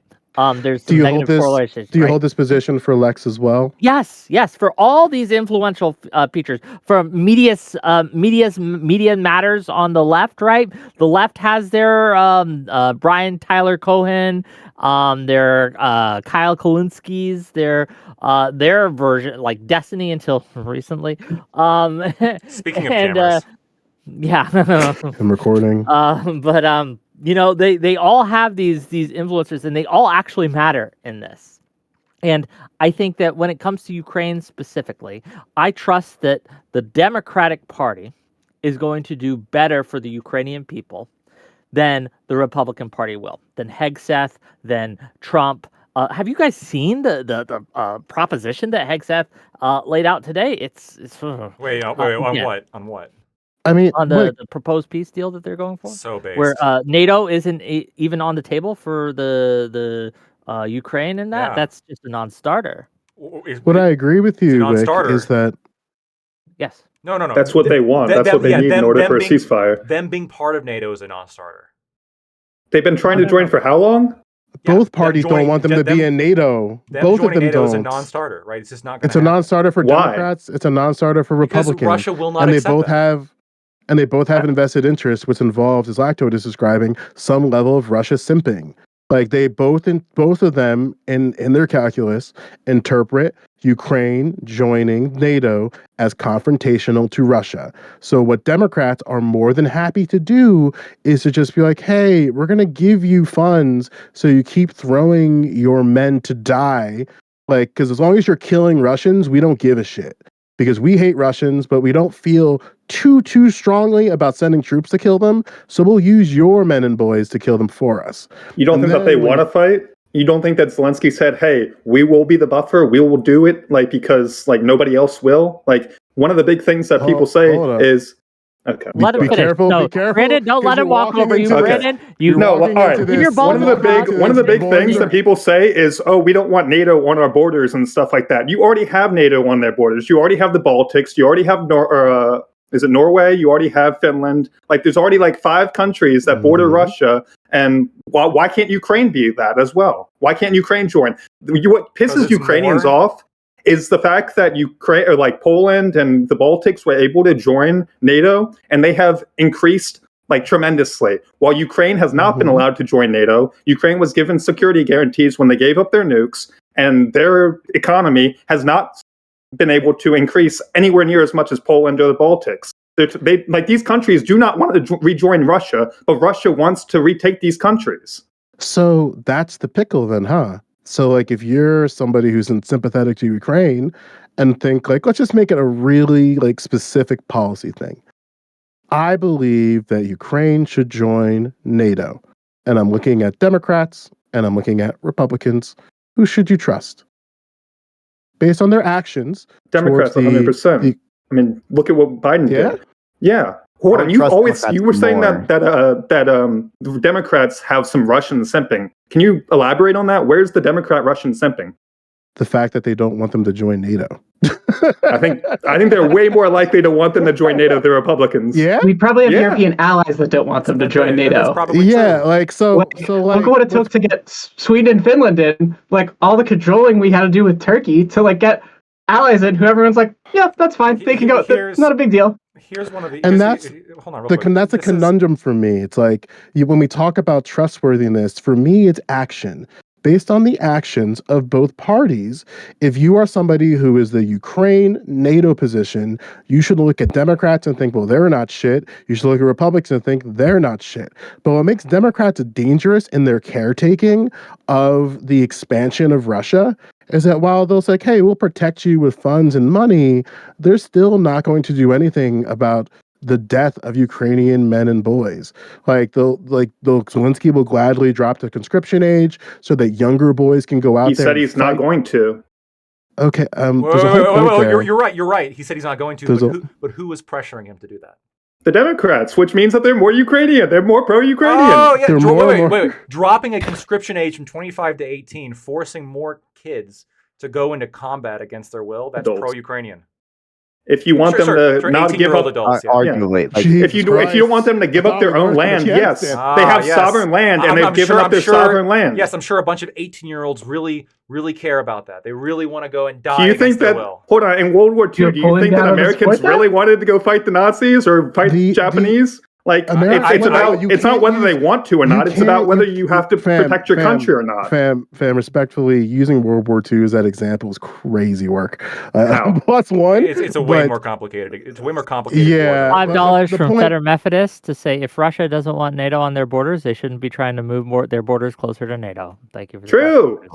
So the thing that worries me, right, is that in the face of Vivek Ramaswamy posted this idea of freezing all territories. So just saying, we're going to stop and we're just going to reshape the land where it was at X date. And I've heard that, and I heard him say that, and I got nervous because all he needed was to pitch that to the right person, and that could have been easily Donald Trump's foreign policy plan. He's alluded to that from time to time too, by the way. And probably what he's Wait, freezing the territories? What are you talking about? He supported a Ukrainian surrender, and the Ukrainian surrender involved a ceasefire from both sides and a territorial freeze. So basically reshaping Ukraine to the borders where the currently land is held, and then just conceding a loss on one side, whether that be Ukrainians or Russians. It's for them to decide who declares to be the loser of the conflict, and they both move on. Yeah, so what would you like to see happen? Hold on real quick. That is the best, most realistic outcome from the pro-Ukrainian side at this point. Right, I've been following this closely. Right, the Ukrainians are losing, and they've been consistently losing over the past many months. There's really two options here: come to a peace agreement, or potentially have the entire country at risk. That's it. And I think the problem that certain situations present themselves is when we talk about trust, because I bring that up because of trust. When you have certain positions, you trust that politicians will move in a way so that those positions could be realized in their actions. And I'd love to hear how Democrats and the Democratic Party are moving in a way to support the self-determination of Ukrainians, supporting them joining NATO. Because it seems I'll like give you. time I'll and give you time a real easy example that in general, Democrats are far more supportive than Republicans in arming, sending not only old military equipment but money to what's it called to Ukraine than Republicans are. He That was is so one reason. Biden. When we talk about supporting their right to self-determination, one of the ways they do that is by funding and arming them, and that is something the Well, Democrats that's kind of a have new a thing leg up too. on. well that That's yeah, kind of a new but thing. That again, was like, not can the case you before. but think about how that sounds, right? We support Ukrainians in arming themselves and self-determining themselves by self-defense. We're not going to do anything Absolutely. proactive on their behalf, but we're going to give them guns. We're going to Look, give them equipment that they need, which then ties back to my point that there have been Americans. Democrats. I think Walz did this as well as Shapiro. Okay. There might be more. I'm not sure if Fetterman did it or not, but they've called for the NATO or the U.S. establishment of a no-fly zone over Ukraine. That is I don't. crazy. I don't know if Russia. I don't know. That I'm is sorry. completely I don't know if unhinged. Republicans have. But when we Shooting talk down about, Russian planes? That's insane. No, like no, like but we did again, in like Turkey, right? Like we've everything done that I've before. heard, This isn't like the new. reason, Yeah, there's a difference like, between having a respectfully, no-fly zone over a NATO ally as opposed to Ukraine, which is a current active war It was zone. in Syria specifically. right, I thought you were talking respectfully, about Syria. Yes, that's also insane. But that's the I thought you were thing, talking the about thing We've Ukraine. that I done it, keep, and no one's gone World War III. We did not the shoot down thing any that I Russian planes in keep Syria. hearing is that any solution for Democrats NATO in this conversation, in this particular context of trustworthiness, is we trust Democrats because at least they're going to kill some Russians. And at least our Americans don't have to die when we kill some Russians. You And think we're it's just more so going that to we use- want them to kill Russians than we want Ukraine to have sovereign territory protected? I mean, Is like, there a way that they have sovereign territory protected without them throwing men in a conflict just to kill Russians? not really. Look at what happened in 2014 with Crimea and the civil war that followed on after that. Why did that If happen? there was a civil war, The or if there was a ceasefire, sorry, what is to say that that Russia won't attack them again in 2 to 3 years if they don't join NATO? Like, how can you So- protect? wait, How can you can I protect ask- Ukraine if there's What's more no? valuable? Making sure that Ukrainian men have the ability to externalize their freedom to be with their families as they see substantively fit, or killing as many Russians as possible. I mean, I would say obviously the first one, but that's not. These aren't the Okay. two options, really. It's either what they are- fight or they don't, and they lose their country. So why would so who's deciding that they're in that position? I think everyone with half a brain knows that that's the position that they're in. Who put them in that position though? Russia. When they invaded Russia put them sovereign in that Ukrainian position. territory. Yes. And Democrats and the United States have no involvement Are you in s- influencing Ukrainians' choice in this matter. Do you think that the CIA overthrew or did a coup? I'm curious. Do you think there was not a coup? Not by the U.S. No, I don't think the Was CIA was there an orchestrated. internal? Was there an internal coup? at the Yes. very least? Yeah. Okay. Yes, for sure. Did they break their own constitution? Maybe. Why do we expect the Crimeans to have to live with that? Because Why have we been sold this? This is the problem. Blacktoid, we're going to there's- have a no, we're- no, me no, and no, you are no, gonna no, have a no, no. debate on that. We were planning on that, but that's been indefinitely extended. It seems. Okay, I think this is relevant. I'm going to make it relevant to the We can topic. do it. We don't have to We fall can into do the it specifics next of this. Okay, I'm just going to make this general point. The general point being, Mhm. I think that Americans, disproportionately by the Democratic Party, but not entirely, have been sold this view as to what's been happening in Ukraine since 2014 that is just false. And the view and the facts that they've been sold have led them to become somewhat contradictorily, at least historically speaking, these jingoist maniacs. Like, we got to give them Genocidal everything. We got maniacs. jingoist, which means I'm going to say genocidal maniacs. okay, that's sure. But- I'm gonna say jingoist. I think that when you talk to people like the Ukraine brains, they will look you in the eye and say, give Ukraine everything they want. Some of them are like, let's establish a no-fly zone, U.S. boots in the Yes. ground. I've had people say Yes. this. Yeah, this is, you want to drag, so first of all, you want to drag us into a war, a serious war against a modern conventional power based on a history in which we're not really the good guys. Convention.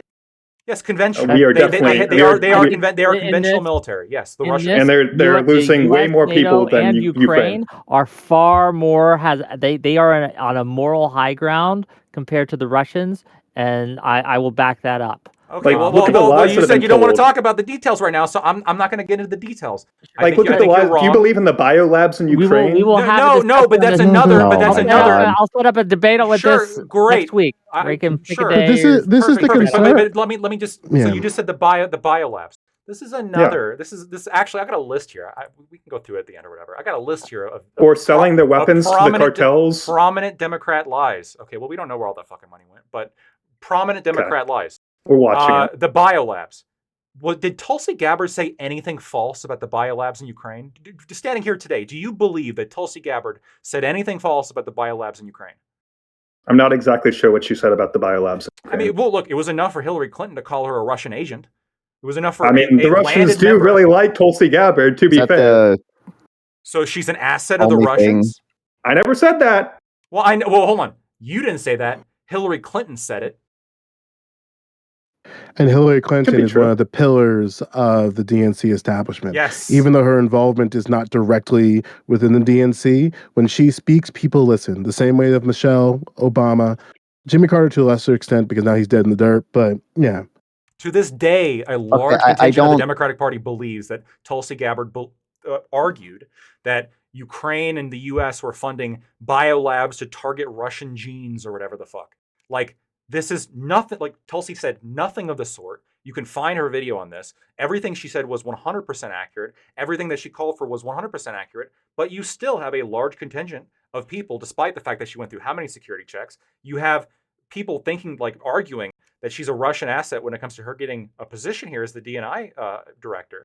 Like, again, let me ask, do you guys think that this is at least dishonest to say that Tulsi Gabbard is a Russian asset without any evidence? I don't believe. I don't know if the only evidence was the I her have comments looked. in the biolabs in Ukraine. I have looked. Wasn't There it? has been I almost mean, no I haven't done evidence. research into Tulsi Gabbard, so my understanding, she has met with both like Hezbollah officials, which she has later praised Hezbollah officials, and then I think she also met with some Russian officials. I don't remember what year then. So she never went to Russia. Met with She Assad, she yeah. did have a meeting with Assad that she got criticism for. I thought her comments on the Assad interview were relatively benign. I actually agree with her that we should probably know for a fact what's going on, especially in the Middle East, before we start firing rockets. I don't think this makes somebody a Russian asset. I definitely don't think it clearly gives. I don't think it gives somebody enough evidence to declare somebody's a Russian asset. But you still have a significant portion of the Democrats openly saying this to this day. So what I'm Thoughts? seeing is she said she talked about the existence of dozens of U.S.-funded biolabs working on some of the world's nastiest pathogens, and then True. Russia claimed that that they were using it to target their own people. So I'm not going to say that what she said was like not true, but I mean it's like, why would you even need to say that? It's not necessarily Russian propaganda, but I mean I'll it's, tell you why it's she like, said it. I'll tell you why she said it. hmm. Why she said it was because COVID was in very recent memory. It had just it was still happening. It had just started. And you have these, yes, US funded biolabs, which hold pathogens. And a war broke out. And she was saying, I'm calling for a ceasefire around these biolabs so they don't get hit by munitions and potentially expose more pathogens. Reasonable statement, especially in the context of COVID. And you, Fair enough, I guess, but I mean- yes, and this is fair enough. And look, you're as an honest actor, I know that you know this is fair enough. Why couldn't Hillary Clinton? because she's bought and paid for by elites, and she has her. Maybe own because she actually individual- believes that she's a Russian agent. Is that No, a possibility? no, Is that a because- possibility? No, It's theoretically being possible. American. I Being can't American disprove it. means you are in some level of confrontation Well, against Russia. I will But just say that broader than McConnell that- didn't trust Tulsi and voted against her today. Yeah, well, McConnell can barely is trust him McConnell bought keeping and his paid for shit by in his Clinton? asshole for 15 Okay. minutes. Like, that motherfucker's got to retire. I At don't least care what McConnell will somewhat fight against Trump. That's He's something not- I'll got to what's he give him gonna do? credit He's gonna for. do this? Is this how he's gonna fight? Oh, No, yeah, I'm put saying his- he'll stand he's up gonna need against 5 him and days to put say his and hands call up. Trump bad when he does bad shit. Yeah, He calling holds calling Trump's accountable. bad. Calling Trump bad is like calling a dog outside from the rain wet. It's like doesn't do anything. You got to fucking make sure the dog dries. Something that's really interesting here is there is some agreement, especially within the Democratic side of the corner. Like, you guys, in some capacity, want corporate interests to be protected, and you at least have admitted in your language that both parties are reliable in that regard. In this case, you seems like you believe that Democrats are more reliable in protecting corporate interests. And I guess the question for me, or I guess the thing that's kind of interesting, is that then when you sort of flip the script and talk about like addressing systemic issues, wealth inequality, healthcare, they both failed. They both failed in unique ways.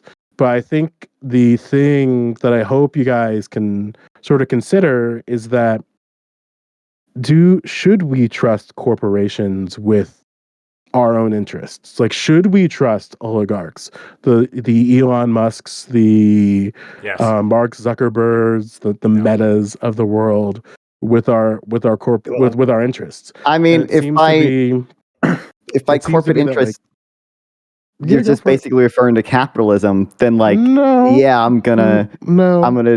I mean, like, if you've been online for like 5 minutes and just only engage with FT signifier videos, I guess you can come to that conclusion that everything's just going to boil down to capitalism. No, like, these parties are beholden to particular interests that are outside of the political apparatus and have influence.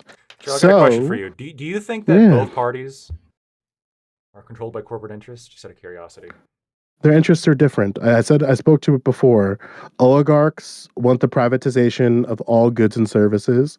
Corporatists believe in the placeholding of investments long term for gains down the road. So they'll make long term investments instead of short terms, and then rely on those long term investments as justification as to why we ought to keep moving forward.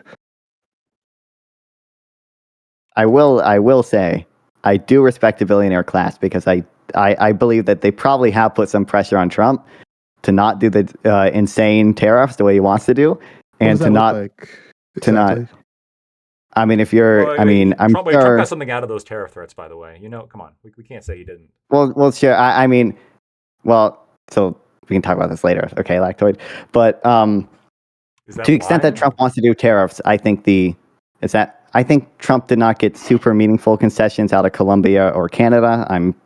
I think he did get something out of Canada, you mean? Mexico. Well, Oh, and definitely Colombia. Panama. I mean, they're leaving Belt and Road because of the threats.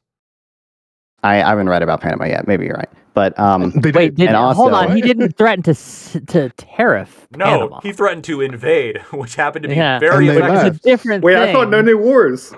And they left the Well, Belt and Road against Initiative yeah, hold because on. of No new Trump's- wars. No new wars against people that we could potentially like have to like spend money and people fighting. Panama. So just to be Okay. so just to be sure, I like, could okay, conquer so- Panama. I mean, Jesus Christ! Like, it's no real enemy. It's like we could walk up there 5 people. Like, come on, no problem. I love y'all, but think about what I said, okay? Do you think if you're making a long-term investment, an investment that you might not see the return on in 10 to 20 years, do you think you give a fuck about a steel tariff right now in 2025? No, you Yeah, don't care. I mean, It's If going to you're be making- more if you're than making a 10 to 15 years, but okay. long-term- I think people care about the steel tariffs. Yeah. no, I'm Yeah. saying if yeah, there you're- is actually evidence of this that uncertainty around trading policies actually does depress Okay, investment even in the short so- term. And I do also think the billionaire class supports an independent Federal Reserve and not a politically controlled one, and probably don't want Okay. Trump to mess with the Federal Reserve at all. It's so True. cool when I say something and then it's just, well, actually, something I read on Twitter. So This is If something. I'm There's like making- meta-analysis about if this. I I don't am know. making Did you get a that from Twitter, long Anfon?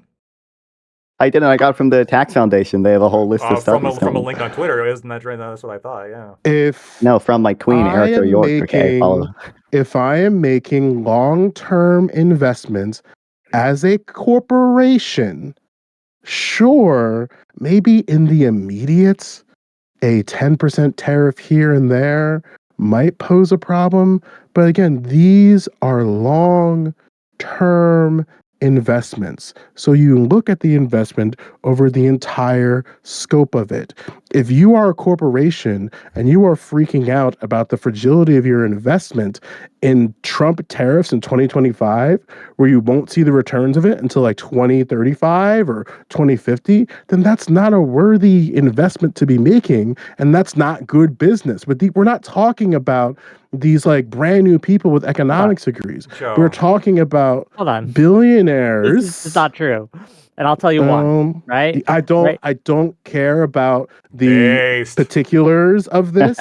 My point still Let's not get into the weeds, guys. Let's not get into the weeds. Trying to Particulars engage matter. Wait, I Hold disagree on. with that. I don't Instead of care. engaging Not with to a the point, communist. instead of engaging with Based the as point, fuck. you want to try so hard to Hell just yeah. simp for a corporation. It's okay. not You can just Yeah, what say the that. fuck, I Wick? know Corporation. you It's believe simping that for corporate corporations interests, and their Wick. long-term investments create stability in this Prices country. for me go up, right? When I'm trying to buy a product that I want that is made by these True, eggs. resources, Oh my Maple God. they syrup. go up. And so, it matters to me. I don't Wick, want to pay You're not a steel more. manufacturer. corporation, Wick. You're not a corporation. Well, You don't technically- Other have the corporations will investment. raise the He price is. He's on with the everything corporation. because they have tariffs. He's He's traveling, not driving. from corporations. While you're complaining about the cost of steel as a small business owner, that person who bought that shit out years ago is like, all right, whatever, we still have a stockpile. It's still sitting here. Ooh, Wick, what's your response to that? Like, Because yes, Small No tariffs response. hurt No businesses. response. small businesses matter. They're Destroyed. drivers of industry and growth. And if we want upward Source? mobility in America, right? If we want upward mobility in America, we have to make it so that more than just the big corporations with huge stockpiles can afford to invest in resources to build the products in the cheapest, most efficient way possible. That's why tariffs hurt small business. So they Wick, hurt so Wick, consumers. like, they hurt America, and that's were why I'm against them. Democrats It's 'cause Democrats you like corporate smart interests, in Wick.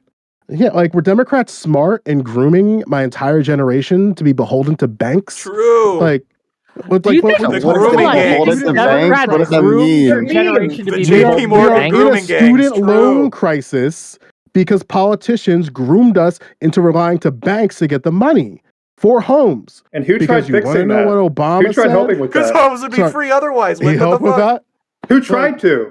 Bill Clinton said straight the fuck man. up, I cannot guarantee you a home, but I can guarantee you the opportunity to get a home. These motherfuckers have been grooming us for banks as early as the 90s. And then when all these people, some of them have never even engaged in the How do you private think sector in and the the private 60s, banking how do you think we sector. got a home? People went through a bank. That's why redlining was a problem. No, that's not what happened at all, Wick. That was before. They stuffed Bill it in their Clinton. mattress. Black boy. The VA That was says before what's Bill up. Clinton. The VA says what's up. like I don't know what you want me to say here. Like, yes, banks, was all free private back banks then. in particular, did shady shit to majority non-white communities. That goes without saying. But the point still remains because they don't care about racialized policy and picking apart the blacks in the 90s. They were thinking umbrella. We're trying to give as many people opportunity as possible. But hey, let's make sure these people get strong loans, good loans, so they can use that money they get on the loan to buy a home, to maybe go to school for an education. And then when they build those skills for an education, they can come back and get a job. Guess what? The jobs weren't fucking there. And then instead of like, oh, the problem is the problem is the job market and how we created an infrastructure and institution around jobs and education, they just said the answer was more education. So go back for your master's, Fucking go Bill back Clinton. for your PhD. Higher Keep giving education, money to terrible. banks. And then all the while you had a housing crisis in the backdrop. And this affected my generation. The 2000s to 2010s are fucked generationally because of the incompetence of Democrats and Republicans. The only difference between Republicans is that they still believe in some level of hard work in the face of all this debt. So they have a whole different True. can of worms to deal with. Republicans work But hard. Democrats will look at your debt and say, well, there's nothing we can do about it because you made that choice. And we don't want to engage with these private institutions that Joe, do you propelled understand? American people And to. I want to be very clear with this, right? Like that today, right? In the last I'll extend it to 10 years, has been people in America have been the wealthiest that they've ever been. They've had more opportunities than they've ever had in the history of the fucking world, okay? Has been in America, right?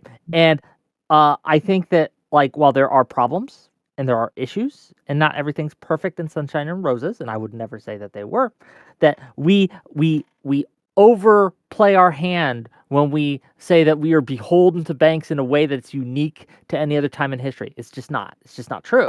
And in fact, I would say that we have more ability to go and get income outside of education, right? Than we ever have. WIC is controlled by corporate interests. This is why he's saying this. $5 from Deej Nuts to say tariffs protect local businesses who struggle to outsource as easily as the larger corporations, for example, small businesses.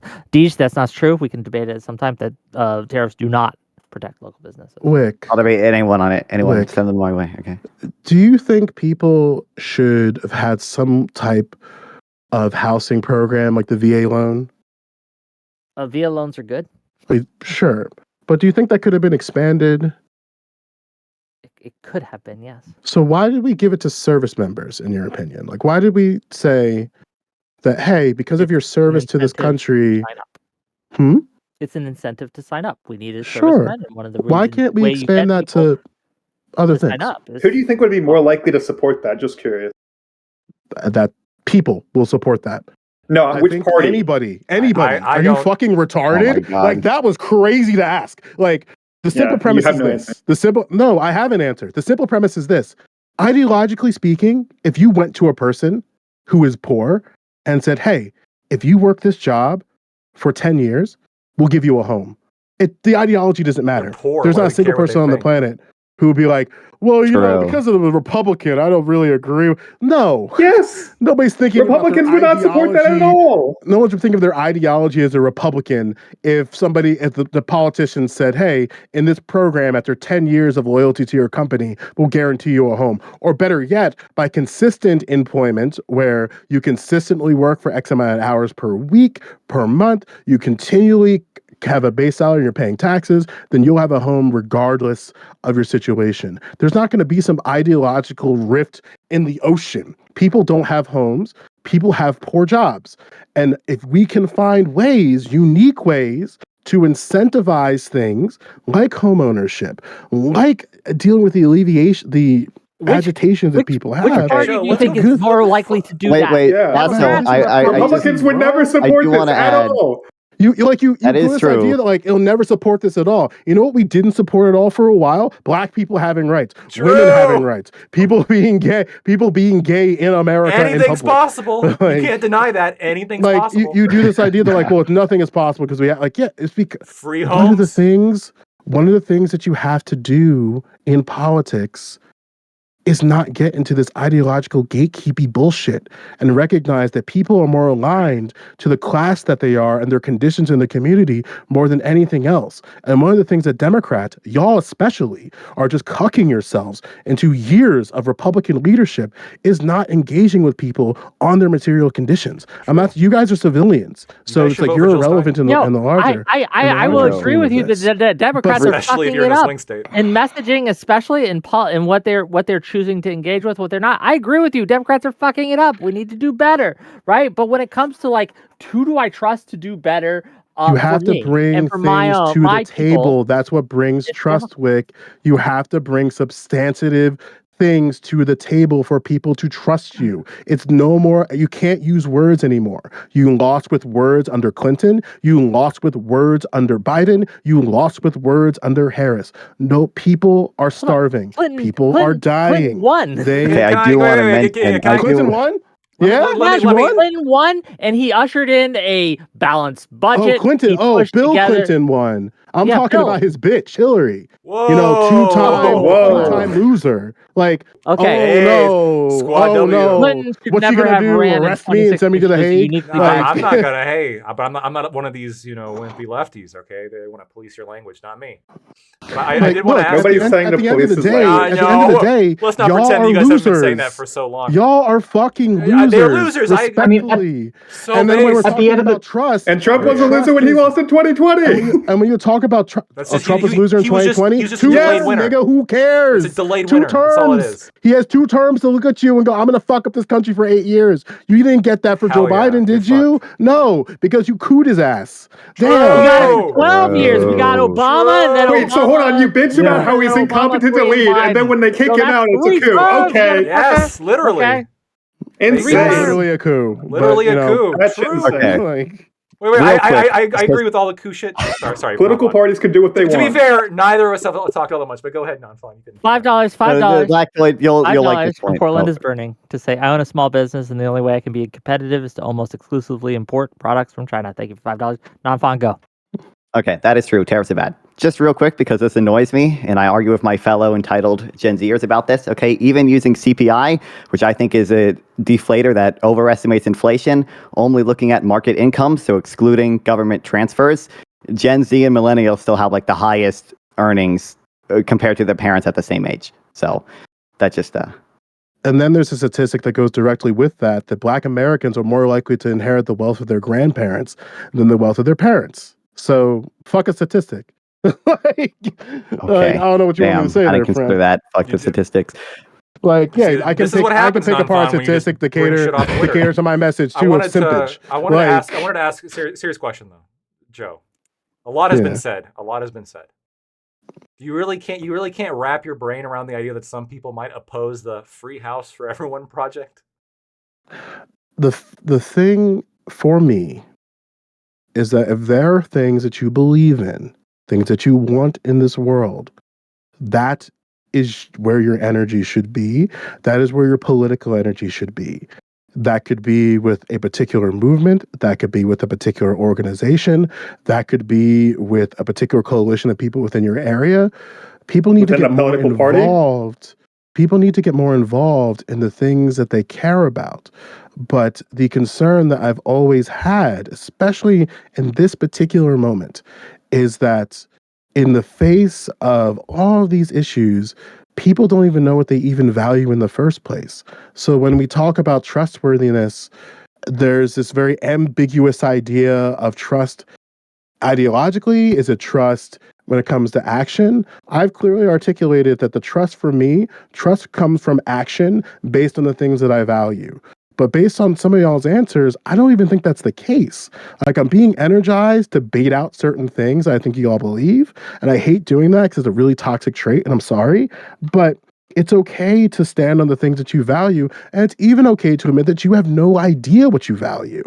And that, like, because of the two-party nature of it all, you allude to this idea that, oh, this particular party, the Democrats in this case, are more trustworthy, they're more morally righteous, they're more ethical. But then when the rubber hits the road, when you run into the lactoids, myself, even skeptical individuals like Addison Gills, you don't know how to like fully realize these ideas of what you're observing. And that's a concern that I have. And I think that for people watching, the answer to that is get involved, read more, and try to understand what you value and really understand what you value. Like, it's okay to have like a vague understanding of that. But if you only leave it like, I care about education, you're kind of just a waste of time to me, because unless you can like substantively say, what is it within education that you care about, then you are just at the whim of whatever somebody says that feels good to you in the moment. And that's dangerous if we know that both of these parties are untrustworthy. I'll give you I- 3 things I value. Okay, and then we do have to wrap it up. Unfortunately, we're getting to the closings, and based on you guys' talkative natures, it's going to take us a while. Us guys. But I'll give you the 3 I value. Okay, I value Pax Americana, American hegemony from sea to shining sea across the globe. I want us to be the unipolar leader of the free world. What does that mean? It means that when America says something, people fucking listen. When people don't fuck with us, right? People don't fuck with our trade routes. People don't fuck with our interests abroad. People don't fuck with us at home. That's what I want. That's what So I value. Panama That's and Greenland, one. right? Two. Another thing I value. Well, that's important because we've signed papers and we've signed agreements, and going back on our word, like with Panama specifically, it lessens people's ability to trust us in this world. True. And that's why I'm What are they opposed to gonna- what what Trump's are they gonna doing there. do? But second Second thing, right, is I value free speech, right? I value a administration that doesn't kick out the Associated Press from the press pool because they refuse to use Gulf of America and want to use Gulf of Mexico instead. That's what I value. I value a administration that doesn't sue polling places, right? That have polls that they don't like just because it makes them look bad, right? Like Ann Seltzer, Trump suing Ann Seltzer. I value an administration that doesn't try to make burning an American flag illegal with punishment in prison, right, for up to a year. That's what I value. And the third value that I have, right, is I value honesty. And while Democrats have failed me on this, I'll cop to that. Democrats have failed me on this. Trump has failed worse, frankly. And that's what I value. But gang, it's been a show. It's been great. We've had a talk, okay? We've had a discussion, and we've gone all sorts of places. And I want to give each of these lovely individuals, and I have links to all their stuff in my YouTube description. Please check them out. A chance to tell people where you can find them, and also closing thoughts on the matter at hand. And if you enjoyed this, hit that like button, hit that subscribe button. There won't be a show tomorrow, but on Friday for Valentine's Day, I'm inviting Wix women. Okay, all of them, all 5 of them. That's crazy. And we will be having Dr. Wix, Lonely Hearts Hospital, where we will give you the medicine you need. You can call in and we'll hype you up, basically. It'll be fun. So call in and something a little more relaxed than this. It'll be fun to do. Lactoid, I see. You should call in, Lactoid. That You is need the hype. so. I'm sorry. You need the hype. I know. I have opinions about that. That is. Do you? Yeah, I do. What are your opinions? I think that male streamers need to take. I think male streamers need to take a break in being in Discord calls with women. I think they need about a 90-day pause until we figure out what the fuck is going on. Okay, I promise you'll never see any tapes of me. What ever. if the 5 women this. can't figure out anything nice to say about you? That would have the opposite effect, wouldn't it? Damn. Sure, but I trust these women not to be like that. Let's give the mic to Addison Trust? Gillis first, and then we'll end with we'll let Joe Lewis have the last word. Addison, All right. Your thoughts. Go ahead. Yes, you can find me on X. Closing thoughts. There was a Democratic strategist. He hired a focus group. He wanted to see how they felt about the two parties. So he just had them draw a symbol of each party. For the Republicans, they drew a $, and they were like, "Oh, that's great. Republicans are greedy." For Democrats, they drew a question mark because they have no idea what Democrats are for. And I think the reason for this is that traditionally, we've been a liberal capitalist society, and Republicans have always been angsty about the liberal side of that. Democrats have been angsty about the capitalist side of that. That's changing, though. I think Trump is negatively polarizing people against tariffs, and traditional Democratic voters are becoming more free market. And that's going to create tension with some members of the Democratic coalition, which is why I think it's time to start rethinking things. That's all. Okay. Thank you for being here. Appreciate it. Yeah, thanks for having me. Yeah, thanks.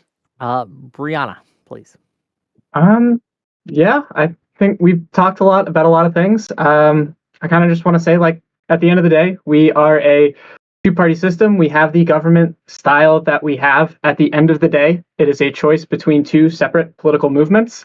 Who you trust, I think, partly does come down to policy preferences, and then again comes down to, I think, what I said earlier about seeing enough people from a broad enough spectrum who you believe are doing things that they believe are right. They are advocating for a vision. I think there are enough politicians like that on the left. I do not see that on the political right. I don't really stream, but you can find me anywhere at Bree Lives on pretty much everything. So, okay, well, thank you for being here. Appreciate you. Brandon, go ahead. You can find me at _BrandonS101 on Twitter, and maybe I'll start streaming more on Twitch at twitch.tv/BrandonS101. I think it's funny that for the most part, nobody was able to say that Republicans were more trustworthy. It was all about how Democrats were more trustworthy, and we had to debate that. I think it's also interesting that you might not trust it, but PolitiFact says that Republicans are 3 times more likely to say false claims, and this was in 2013. Guarantee it's gotten worse. Versus a majority of Democrat statements, 54%, were rated as mostly true or entirely true, compared to only 18% of Republicans.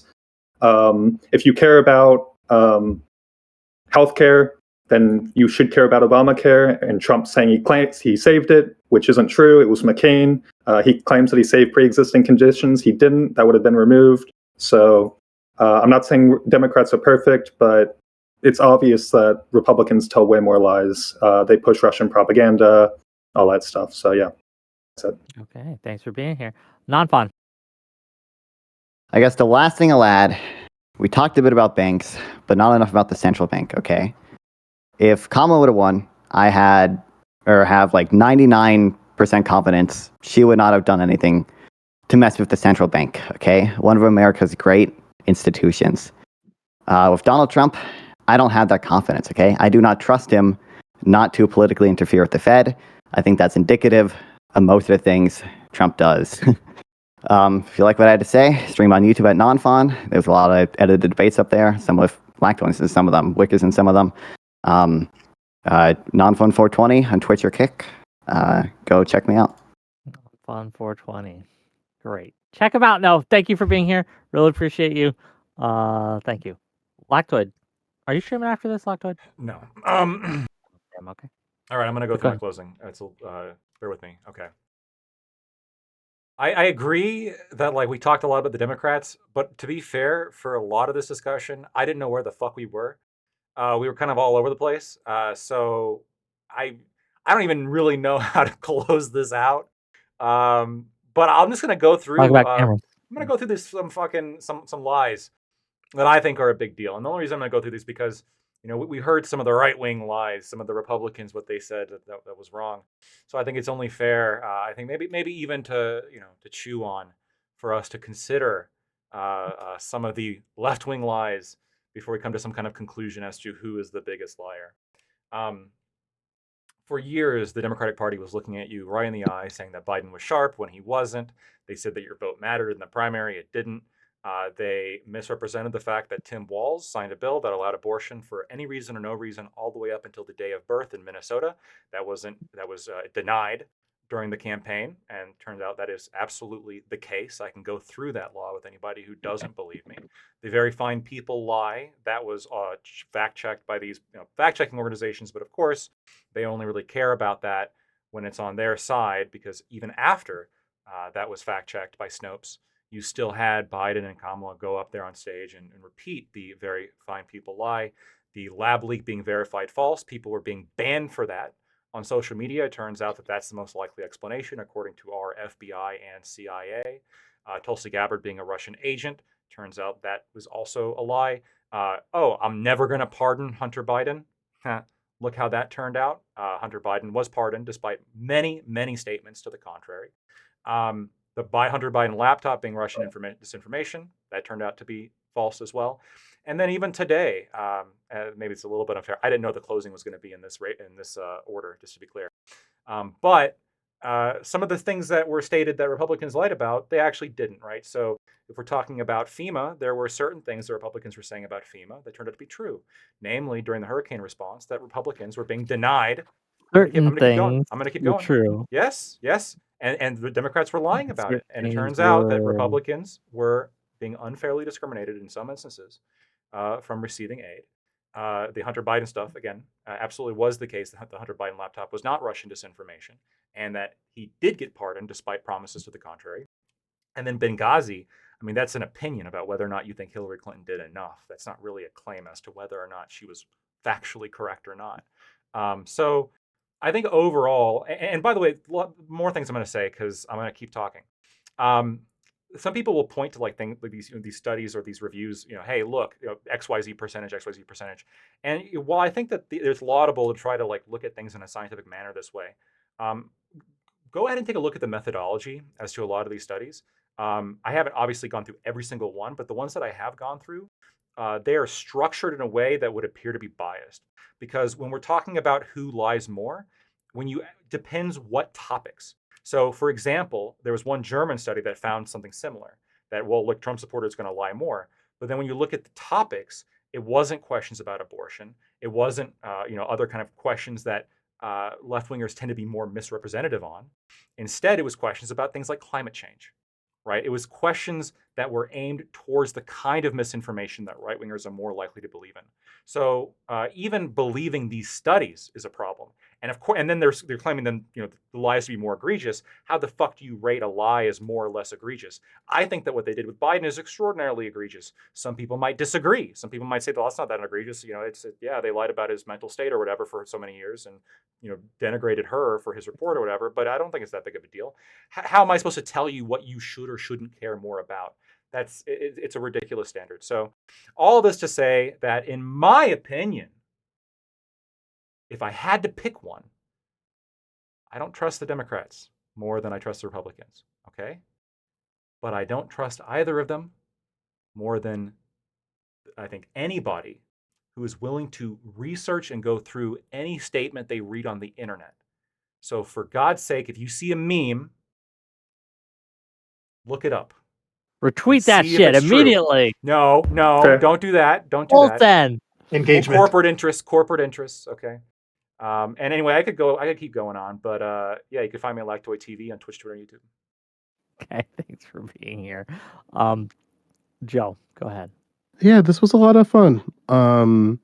Again, for those of you who don't know who I am, I get rises out of people, and I speak in such a way usually to try to get rises out of people. So don't interpret any type of hyperbole or push to be something how I feel about you as a person.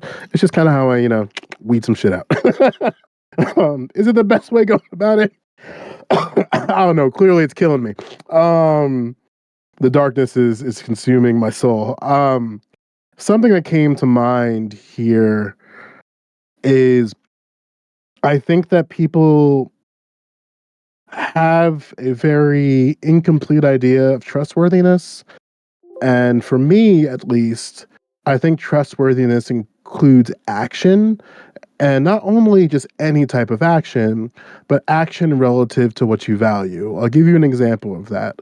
While I understand why Democrats are in support of the Fed, I believe the Fed's got to go. I believe that the Fed exists outside of direct democratic control and is just a proxy for banks and private banking institutions to deal with what they do as they see fit. That's coming from and my conclusion of this comes from understanding Hegel. It's not coming from an understanding of what rights and conservatives are saying. However, there's a problem with that. Because although I have aspirations for the removal of the Fed, I think that this is a perfect opportunity to go across ideological spectrums, libertarians, socialists, anarchists to an extent, communists if you want to rope them in, all types of ilk, political ideology. The rubber still hits the road of coming down to when we build this coalition of people against the Fed, there's going to need some type of focus and action. And the trustworthiness for me would be in that focus of action. So in my eyes, if we're talking about trustworthiness, Democrats are clearly not going to get rid of the Fed anytime soon because they're capitalist in nature. Republicans don't want to get rid of the Fed anytime soon because they're capitalist in nature. And those that do want just the privatization of these things that I believe are very important, like the state being the embodiment of ethical life. So when we're looking at people who are trying to go about the things that we want, it's deeper than what they say. It's very easy, as we've seen with the Harris campaign, to just say something and then people just insert their values, insert their morals, insert their ideology and the vapidness of that woman's rhetoric. But it gets a little bit more difficult when you have to pin down, so what are you going to do in the face of this thing that we agree on? And that's the part where I think trust comes in, where if somebody's able to articulate the thing, that identify the problem, do action against that problem and then come with results against that problem, substantively against it, then that's something that is trustworthy. And that needs to be a consistent action. Trustworthiness for me are consistencies of actions, not sort of this moral and personal ethical feel. I think it's kind of unreflective to do things like that. And I hope that people, when they think about trustworthiness of politicians, kind of reframe it of really answering those sort of tougher questions about that. Of what is trust? Do I trust corporations and the interests of corporations? Do I trust that these people are going to exude what I value? What exactly does it mean to say if I trust Democrats? What does it mean when I trust Republicans? I think that is something that's incomplete for a lot of people. I think the panel demonstrated that. I think it's a good opportunity for people who are watching to kind of explore that question for themselves. Okay. Thank you for being here. Thank everyone for being here. Don't remember, like and subscribe. We're gonna rate out 2 different places. On YouTube, we're gonna rate into Visora Official, and then on Twitch, we're gonna rate out into Pisco. So remember, kings and queens, okay, to tell each of these individuals that this will be a hate raid. Friday, 6 p.m. Eastern. Tune in. I know it's Valentine's Day, but if you're lonely and you have no one to love you, maybe you can get a little love on my show. So tune in, call in, and it'll be fun. Okay? Bye-bye. All right, take care, guys. Have a good rest of Thanks your for night. having us. Bye.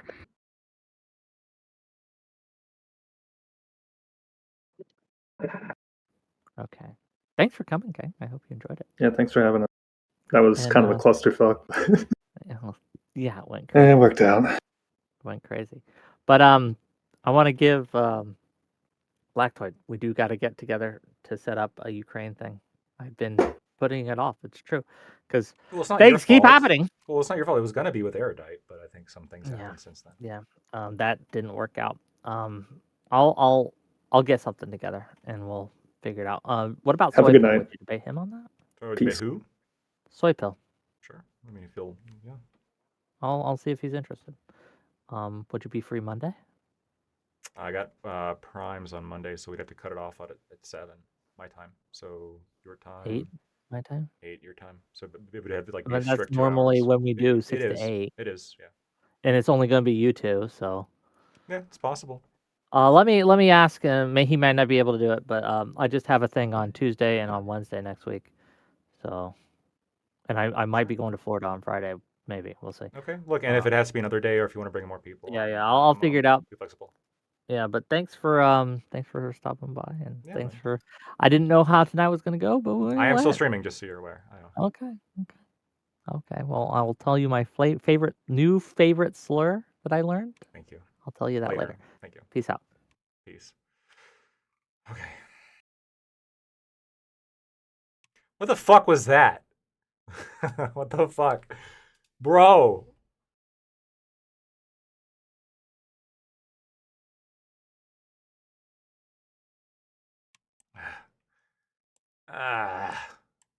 It's bigger.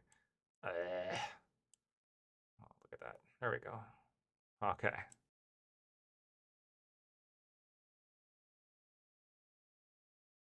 Let's go through some chats. What a shit show. True. We were so off. Look, I forgive Joe because he said end the Fed at the end, and anybody who says end the Fed is fully redeemed in my book. Okay? But Jesus Christ. We were off into big camera, we were off into Bill Clinton, into Bill Clinton's fucking statements, we were off into black people. Yeah, we were off into a lot of different places. I think that the conversation lacked a little bit of focus. To be honest, I think there could have been more focus and perhaps a little bit more bringing the conversation back to trustworthiness. Who is more? Who can you trust more?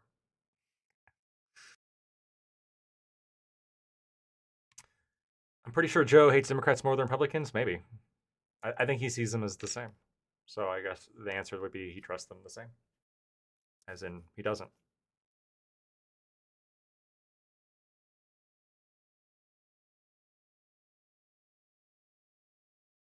All right, well, thank you guys so much for tuning in to today's episode of Lactoid TV. I'm going to go ahead and send you guys over to... We're going to send, we don't really have a established relationship with this guy, but I think he's a member of the team. I'll send you guys over to Lecture Fan. I know he's been around for a very long time, so yeah, say hi for me.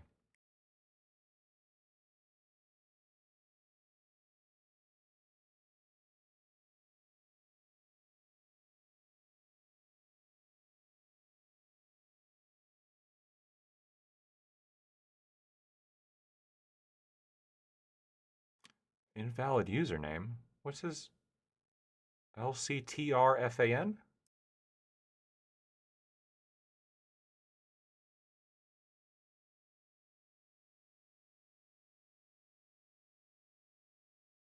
LCTRFAN. Let's try it again.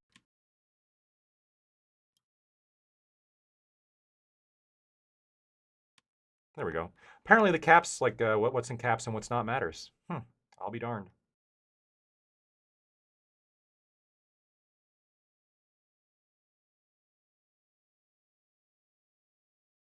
Morphed into Biden. And what they did was he was so worried about